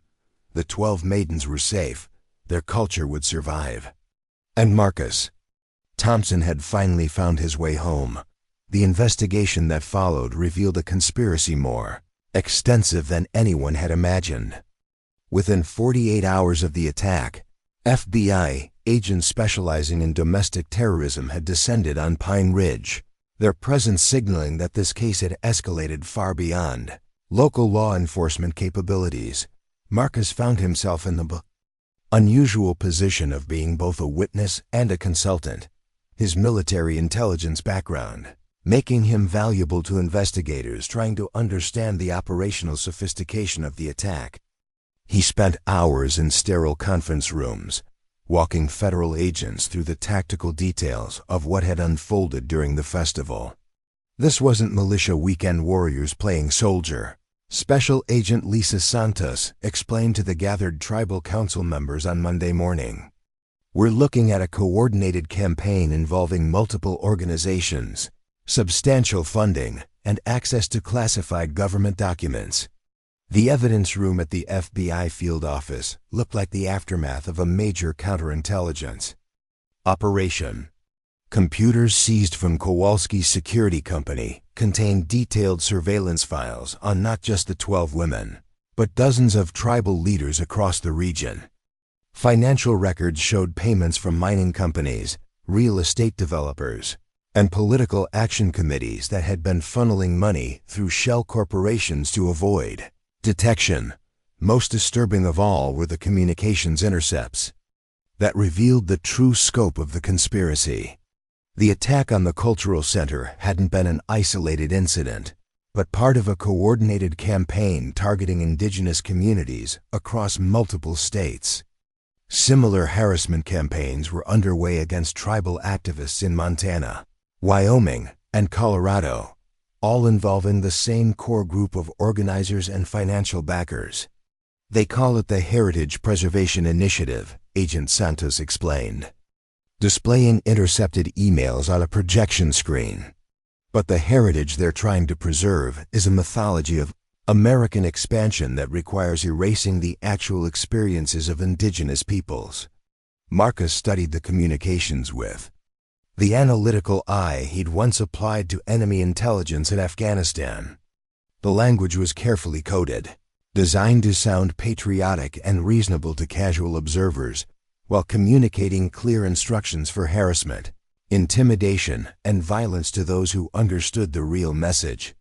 Derek Hutchins, it turned out, was merely a regional coordinator in a much larger network. The real organizers were based in Washington, D.C., working through think tanks and advocacy groups that presented themselves as concerned with government accountability and fiscal responsibility. Their funding came from corporations with interests in mining, oil extraction, and real estate development on or near tribal lands. But perhaps the most shocking revelation came when investigators traced the source of the architectural plans that had been used to coordinate the attack. The documents had been leaked by James Clearwater, a tribal council member and the cousin of Raymond Clearwater, the Vietnam veteran who had voted to hire Marcus. James Clearwater had been feeding information to the conspirators for months, providing details about security measures, festival planning, and the personal routines of the 12 women. His motivation appeared to be financial. Bank records showed substantial payments from shell companies connected to the mining consortium. The betrayal hit the tribal community like a physical blow. James Clearwater was a respected member of the council, someone who had grown up on the reservation, whose children attended tribal schools, whose family had been part of the community for generations. The idea that he would sell out his own people for corporate money challenged fundamental assumptions about trust and loyalty. How do we move forward from this? Chief Whitefeather asked during an emergency council session. How do we preserve our community when we can't trust our own leaders? It was a question Marcus had wrestled with in Afghanistan, where local allies sometimes turned out to be enemy assets, where the people you were trying to protect might be the same people plotting your destruction. There were no easy answers, but there were lessons learned through bitter experience. You don't stop trusting everyone, Marcus said. You get better at verifying trust. You create systems that don't depend on any single person's integrity. You build in redundancies and safeguards. Over the following weeks, Marcus worked with the tribal council to implement new security protocols that went far beyond physical protection. Document access was restricted and monitored. Financial oversight was strengthened. Outside consultants and contractors were subjected to more thorough background investigations. But the most important changes were cultural rather than procedural. The attack had awakened something in the community, a recognition that passive resistance and quiet dignity weren't always enough to protect what mattered most. Sometimes active defense was necessary. The 12 young women became the symbols and catalysts of this cultural shift. Rather than retreating from public view or scaling back their activities, they expanded their work and embraced their role as the voice of their generation's determination to preserve tribal heritage. Ayana, Broken Wing's damaged mural, became a pilgrimage site of sorts, drawing visitors from across the region who wanted to see the artwork that someone had tried so hard to destroy. She left the spray paint damage visible as part of the composition, transforming the act of vandalism into a statement about resilience and survival. Winona Ghost Horse's research into traditional medicine gained national attention when major pharmaceutical companies attempted to suppress her work through legal challenges and academic pressure. Instead of backing down, she partnered with sympathetic researchers at major universities, creating a network of scholars dedicated to preserving and documenting indigenous medical knowledge. Nayeli Rainwater emerged as a powerful advocate for tribal sovereignty, using her legal training to challenge the systemic inequities that had enabled the conspiracy against her community. She testified before congressional committees, spoke at law schools, and built coalitions with other indigenous rights advocates across the country. Each of the 12 women found ways to transform their trauma into purpose, their fear into determination. They had learned something that Marcus understood from his own experience with combat stress. Survival wasn't just about enduring trauma, but about finding ways to use that experience to protect others from facing the same threats. The broader impact rippled outward in ways no one had anticipated. The FBI investigation had exposed similar harassment campaigns in other states, leading to arrests and prosecutions that dismantled networks of anti-indigenous activists. Congressional hearings were launched to investigate the connections between corporate interests and domestic terrorism, targeting tribal communities. Media coverage of the Pine Ridge attack had also shifted public perception in subtle but significant ways. Instead of the usual narratives about tribal dysfunction and dependency, news outlets were telling stories about cultural preservation, community resilience, and the ongoing struggle for indigenous rights in modern America.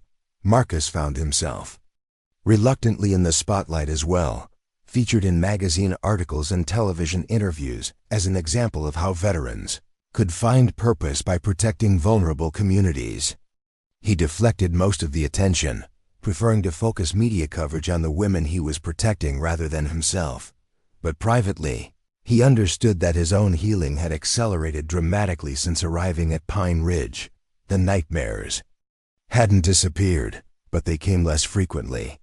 The hypervigilance that had made civilian employment impossible was actually an asset in his current role. The guilt and shame that had consumed him since Afghanistan were being transformed into something more constructive. "You've changed," Nayeli observed one evening as they reviewed security protocols for an upcoming conference on indigenous education. "When you first arrived, you carried yourself like someone who was broken. Now you move like someone who knows his purpose." Marcus considered her words as he looked out over the cultural center grounds. The physical damage from the attack had been repaired, but more importantly, the sense of vulnerability and isolation that had plagued the community for months had been replaced by something stronger. "I think we all changed," he replied.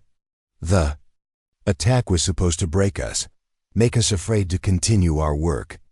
Instead, it proved that this community is worth defending, that the work you're doing is important enough for powerful people to see it as a threat."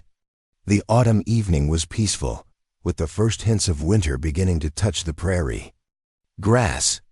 In a few hours, Marcus would begin his nightly security rounds, checking perimeters and monitoring systems with the methodical precision that had become second nature. But for now, he allowed himself a moment of quiet satisfaction. The 12 young women who had been terrorized for months were safe. Their work continued, stronger and more visible than ever. The community that had been divided by betrayal was healing, building new bonds of trust and solidarity. The enemies who had orchestrated the attack were in federal custody, their networks exposed and dismantled. The corporate interests that had funded the harassment campaign were facing congressional investigation and public scrutiny. The mythology of American expansion that required erasing indigenous voices was being challenged by a new generation of Native advocates who refused to be silenced. Marcus Thompson had found his way home, not to a place but to a purpose. The scars on his face and hands told stories of sacrifice and survival. But more importantly, they marked him as someone who had learned that protection was possible, that hope could survive even the darkest circumstances, that broken people could still stand between innocence and evil. The 12 maidens were safe. Their culture was not just surviving but thriving. And somewhere in the vast South Dakota night, a scarred veteran stood watch, ready to prove once again that some things were worth protecting, no matter what it cost. 3 months after the attack, the Cultural Center hosted its largest event ever, a regional conference on indigenous rights and cultural preservation. Representatives from dozens of tribes attended, along with scholars, activists, and federal officials interested in understanding the challenges facing Native communities. Marcus watched from the security office as Ayanna presented her research on traditional art techniques to a packed auditorium.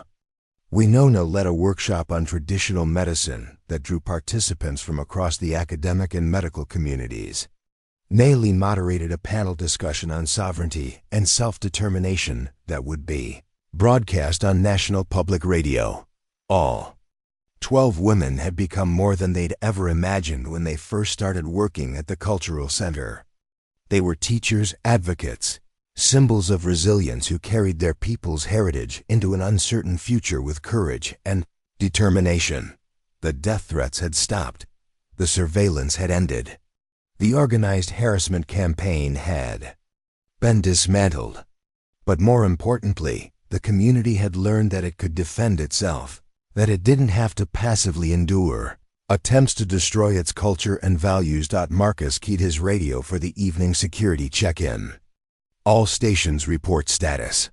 One by one, his security team confirmed that all was well. The perimeter was secure. The buildings were protected. The women were safe. It had taken a scarred war veteran with nothing left to lose to remind a community what protection looked like. But in the end, it was the community itself that had provided the real security, the unbreakable bonds of culture and kinship that no amount of outside pressure could destroy. The autumn festival would return next year, bigger and better than ever.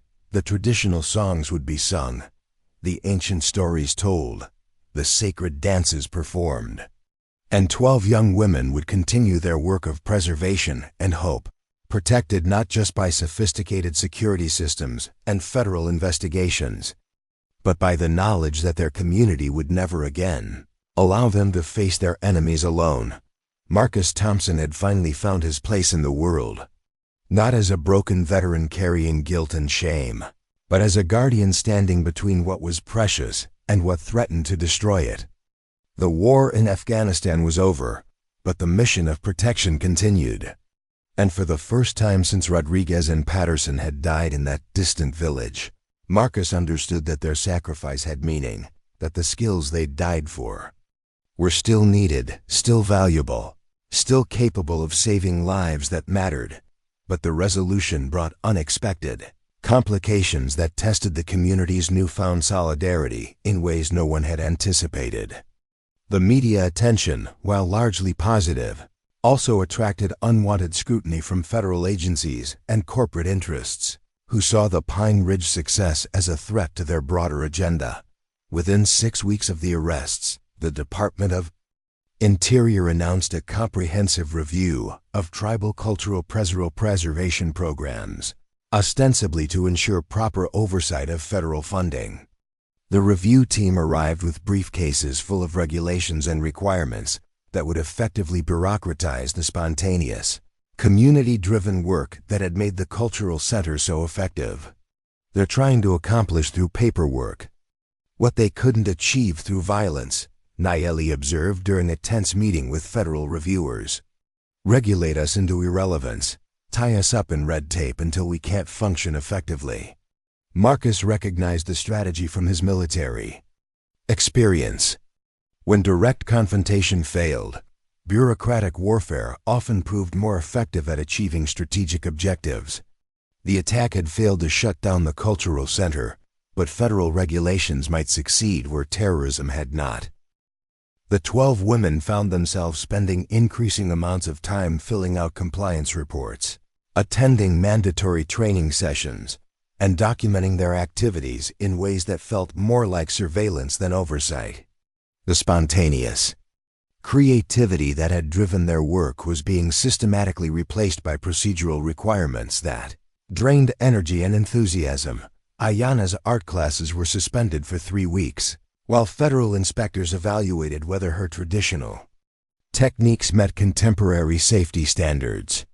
When known as traditional medicine, research was subjected to pharmaceutical industry protocols that treated indigenous knowledge as unproven folk remedies rather than sophisticated healing systems, refined over centuries. Even more troubling were the personal consequences that emerged as the investigation expanded. James Clearwater's betrayal had fractured family relationships throughout the community. His immediate family faced ostracism and suspicion, despite having no knowledge of his activities. His children were bullied at school, his wife lost her job at the tribal health clinic, and his elderly parents faced whispered accusations in the grocery store. This is what collaboration does to a community, Elder Thomas Strongheart observed during a council meeting. It doesn't just hurt the traitors. It makes everyone suspicious of everyone else, breaks down the trust that holds us together. Marcus found himself mediating disputes that had nothing to do with external security, but everything to do with internal healing. Family members who had trusted James Clearwater felt betrayed not just by him, but by their own judgment. Community leaders questioned every decision, wondering what other infiltration might have occurred. The psychological warfare that had begun with harassment and escalated to violence was continuing through legal and bureaucratic channels. The same corporate interests that had funded the original conspiracy were now using federal agencies and congressional allies to achieve their objectives through official channels. Marcus's own past came under renewed scrutiny as well. Investigative journalists researching the Pine Ridge story discovered his employment trouble since leaving the military, his struggles with PTSD, his history of workplace conflicts. Some articles portrayed him as an unstable veteran whose violent response to the festival attack had escalated a situation that might have been resolved peacefully. Marcus Thompson, hero or liability? Read one headline in a national magazine. The article questioned whether someone with his psychological profile should be entrusted with protecting vulnerable community members, suggesting that his military training made him more likely to see threats where none existed. The criticism stung, particularly because it echoed his own self-doubts from the dark months after his discharge. But it also revealed something important about the broader conflict they were facing. The same forces that had attacked the cultural center were now trying to discredit its defenders, using Marcus's personal struggles as ammunition in a larger propaganda war. "They're trying to make you doubt yourself again," Nayeli told him after a particularly brutal television interview where a talking head had psychoanalyzed his combat record. "They want you to go back to thinking you're broken, unreliable, dangerous. Because if you believe that, you'll stop protecting us." The insight was profound and liberating. Marcus realized that his recovery hadn't just been personal. It had been political. A broken veteran who found purpose and healing through service was a threat to narratives that portrayed veterans as damaged goods, indigenous communities as helpless victims, and corporate interests as legitimate stakeholders. In tribal affairs, the real battle wasn't just about protecting 12 young women or preserving cultural traditions. It was about proving that healing was possible, that communities could defend themselves, that ordinary people with extraordinary courage could stand against institutional power and win. This understanding transformed how Marcus approached both his security responsibilities and his public role. Instead of avoiding media attention, he began using interviews and speaking engagements to tell a different story about veterans, trauma, and recovery. He spoke at VA hospitals about finding purpose through service, at tribal colleges about security and protection, at law enforcement conferences about community-based approaches to public safety. The 12 women, meanwhile, were developing their own sophisticated understanding of the forces arrayed against them. They began coordinating with indigenous activists across the country, sharing strategies for dealing with harassment, bureaucratic obstruction, and media manipulation. What had started as individual efforts to preserve specific traditions evolved into a coordinated movement for indigenous rights and cultural sovereignty. Ayana's art installations began appearing in major museums, but always with explicit political messages about ongoing attempts to suppress indigenous voices. Winona's medical research attracted international attention, forcing pharmaceutical companies to acknowledge the sophistication and effectiveness of traditional healing systems. Kaya's traditional songs were recorded and distributed widely, carrying messages of resistance and resilience to indigenous communities worldwide. The cultural center became a hub for this broader movement, hosting conferences, training workshops, and strategic planning sessions that brought together activists, scholars, and tribal leaders from across North America. What had begun as a local cultural preservation project had evolved into a model for indigenous self-determination and community defense.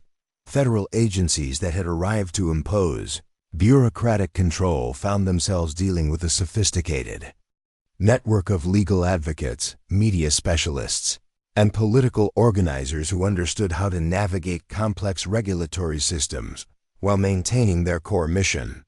The 12 women who had once been vulnerable targets were now experienced activists, who could hold their own in congressional hearings and university symposiums. The transformation wasn't without costs. The constant vigilance required to defend against bureaucratic attacks was exhausting. The media attention brought both supporters and new enemies. The political prominence of the cultural center made it a target for activists and politicians who opposed indigenous rights for ideological or economic reasons. But 6 months after the Autumn Festival attack, as Marcus conducted his evening security rounds, he could see evidence of victory everywhere.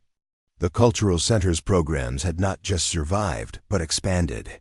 The 12 women were not just safe, but thriving as leaders and advocates.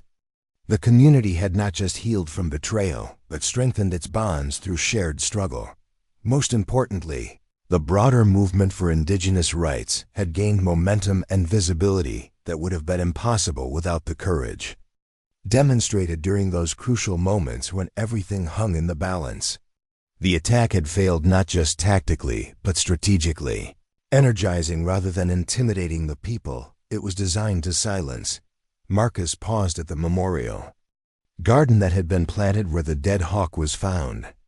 12 native plants, one for each of the women, grew in a circle around a simple stone marker inscribed with words in Lakota that translated to, "They tried to bury us, but they didn't know we were seeds." The metaphor captured something essential about what had happened here. Violence intended to destroy had instead planted something that grew stronger through resistance. Fear meant to silence had instead amplified voices that carried messages of hope and determination across the continent. As winter settled over the South Dakota prairie, Marcus Thompson stood watch over a community that had learned the difference between surviving and thriving, between enduring oppression and actively resisting it. The 12 maidens were not just safe, they were powerful. Their culture was not just preserved, it was alive and growing. And somewhere in the vast darkness beyond the cultural center's lights, the forces that had tried to destroy this community were learning a lesson that Marcus had first encountered in the villages of Afghanistan. Some things are worth protecting. Some people refuse to be intimidated, and some protectors never stop standing guard. The 12 maidens were safe. The mission continued. The watch would never end. 1 year after the Autumn Festival attack, Marcus Thompson stood before a congressional subcommittee on Veterans Affairs, his scarred hands resting on a polished mahogany table as senators and representatives leaned forward to hear his testimony. The hearing room was packed with veterans advocates, tribal leaders, and media representatives who had come to witness what many considered a pivotal moment in discussions about veteran rehabilitation and community service. Chairman Morrison, distinguished members of the committee, Marcus began, his voice steady despite the weight of the moment. I'm here today not as a war hero or a victim of combat trauma, but as living proof that broken doesn't mean useless, that damage doesn't mean disposable, and that the skills we learn in war can be transformed into tools for peace. The journey from that sterile VA office in Denver to this congressional hearing room had been longer and more complex than anyone could have imagined. What had started as Marcus's last chance at employment had evolved into a national model for veteran rehabilitation, community security, and cultural preservation that was being studied and replicated across the country. The Pine Ridge Cultural Center had become more than a workplace for Marcus and a safe haven for 12 young women. It had become a symbol of what was possible when communities took responsibility for their own protection, when veterans found purpose beyond their trauma, and when cultural preservation became an act of resistance against forces that sought to erase indigenous voices from the American narrative. Dr. Sarah Chun, a psychiatrist from Walter Reed Medical Center, had spent 6 months studying the Pine Ridge model for her research on post-traumatic stress recovery. Her findings, published in the Journal of Military Medicine, had challenged fundamental assumptions about how veterans healed from combat trauma. Traditional therapy focuses on helping veterans adjust to civilian life, Dr. Chun had written.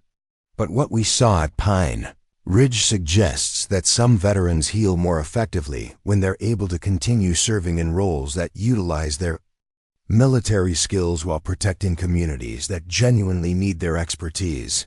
The research had profound implications for how the Department of Veterans Affairs approached rehabilitation.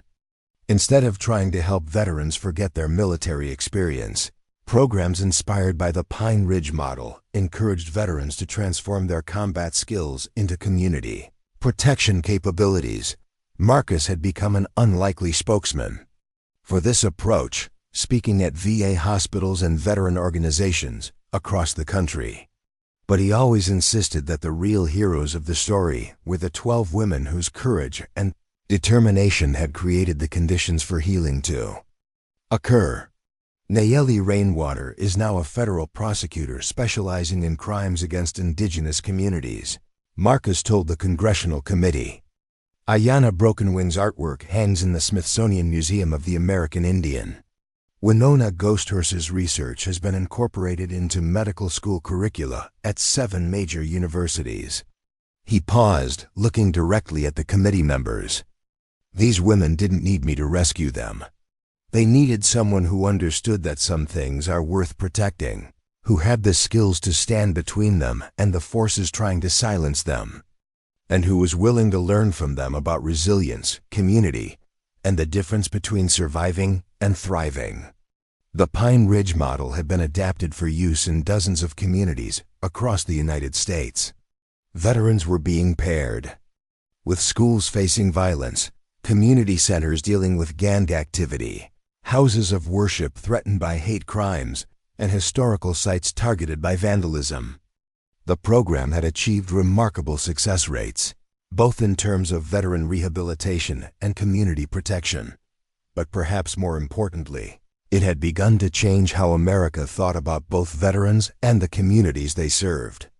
Veterans were no longer seen primarily as victims needing charity, but as skilled professionals whose expertise in protection and security could benefit vulnerable populations.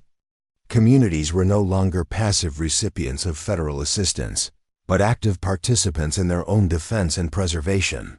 The 12 women had played crucial roles in developing and promoting this new model. They traveled to conferences, consulted with other communities, and shared their experiences through books, documentaries, and academic research. Their story had become part of university curricula in fields ranging from social work to national security studies. Sidley Morningstar, now 20 and a sophomore at Harvard studying international relations, had testified before the United Nations Committee on Indigenous Rights about the systematic harassment her community had faced and overcome. Her presentation had led to formal UN recognition of cultural preservation as a fundamental human right requiring international protection.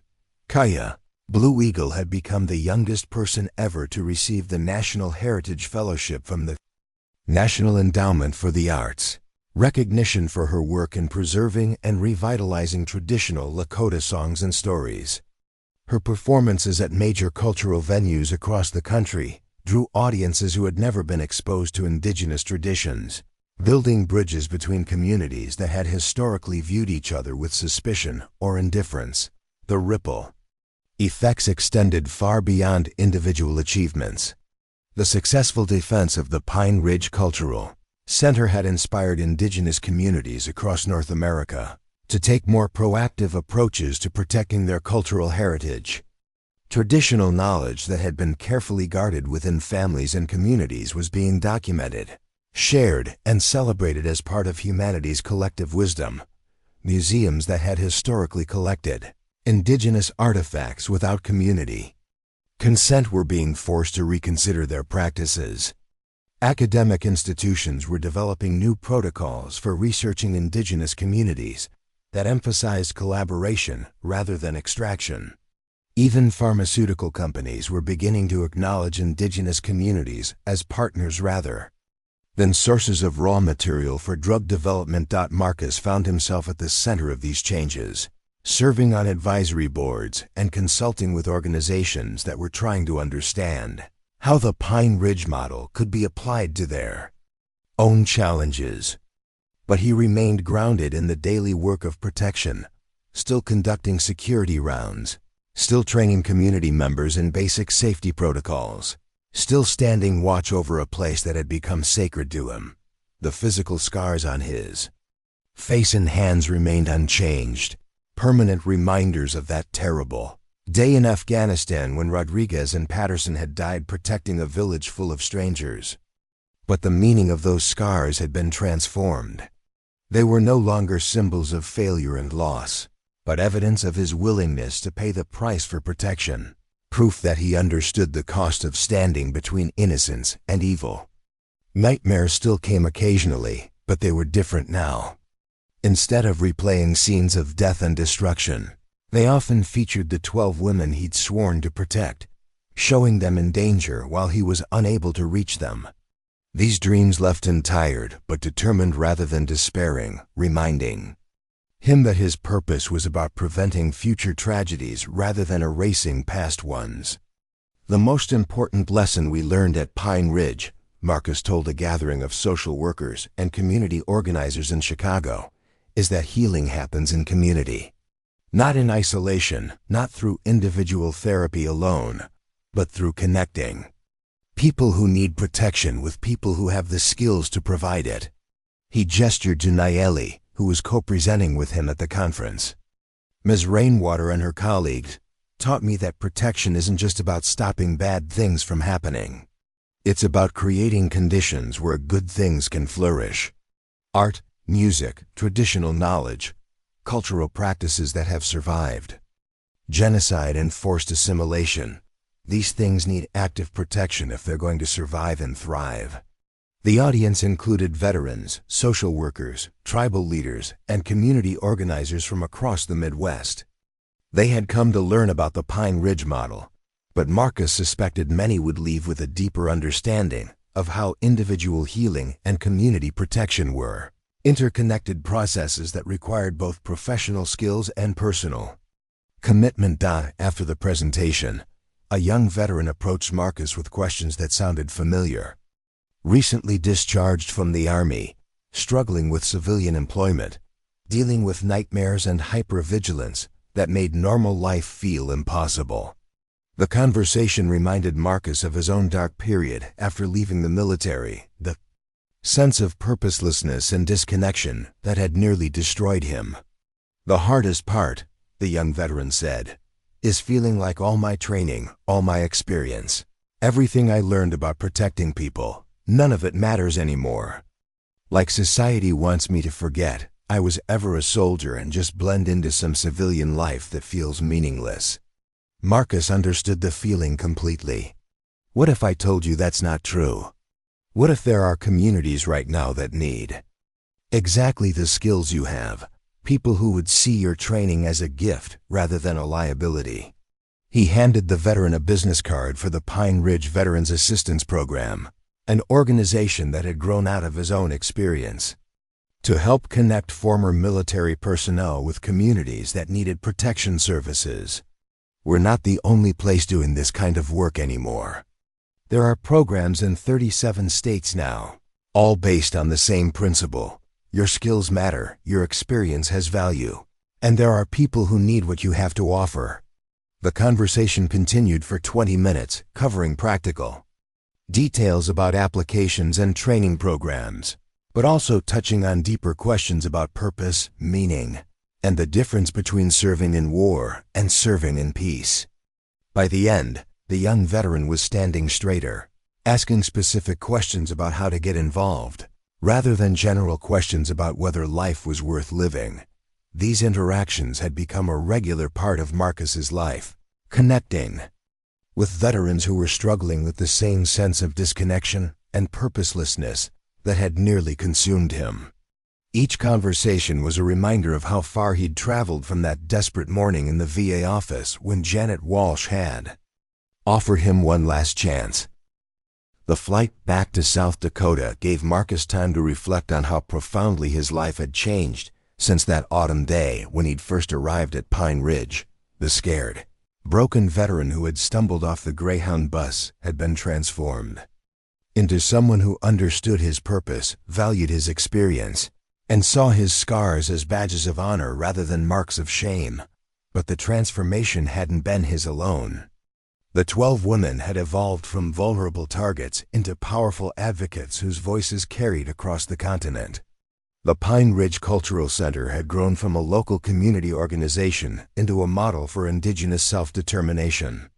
That was being studied and replicated worldwide. Most importantly, the relationship between veterans and the communities they served had been redefined in ways that benefited everyone involved.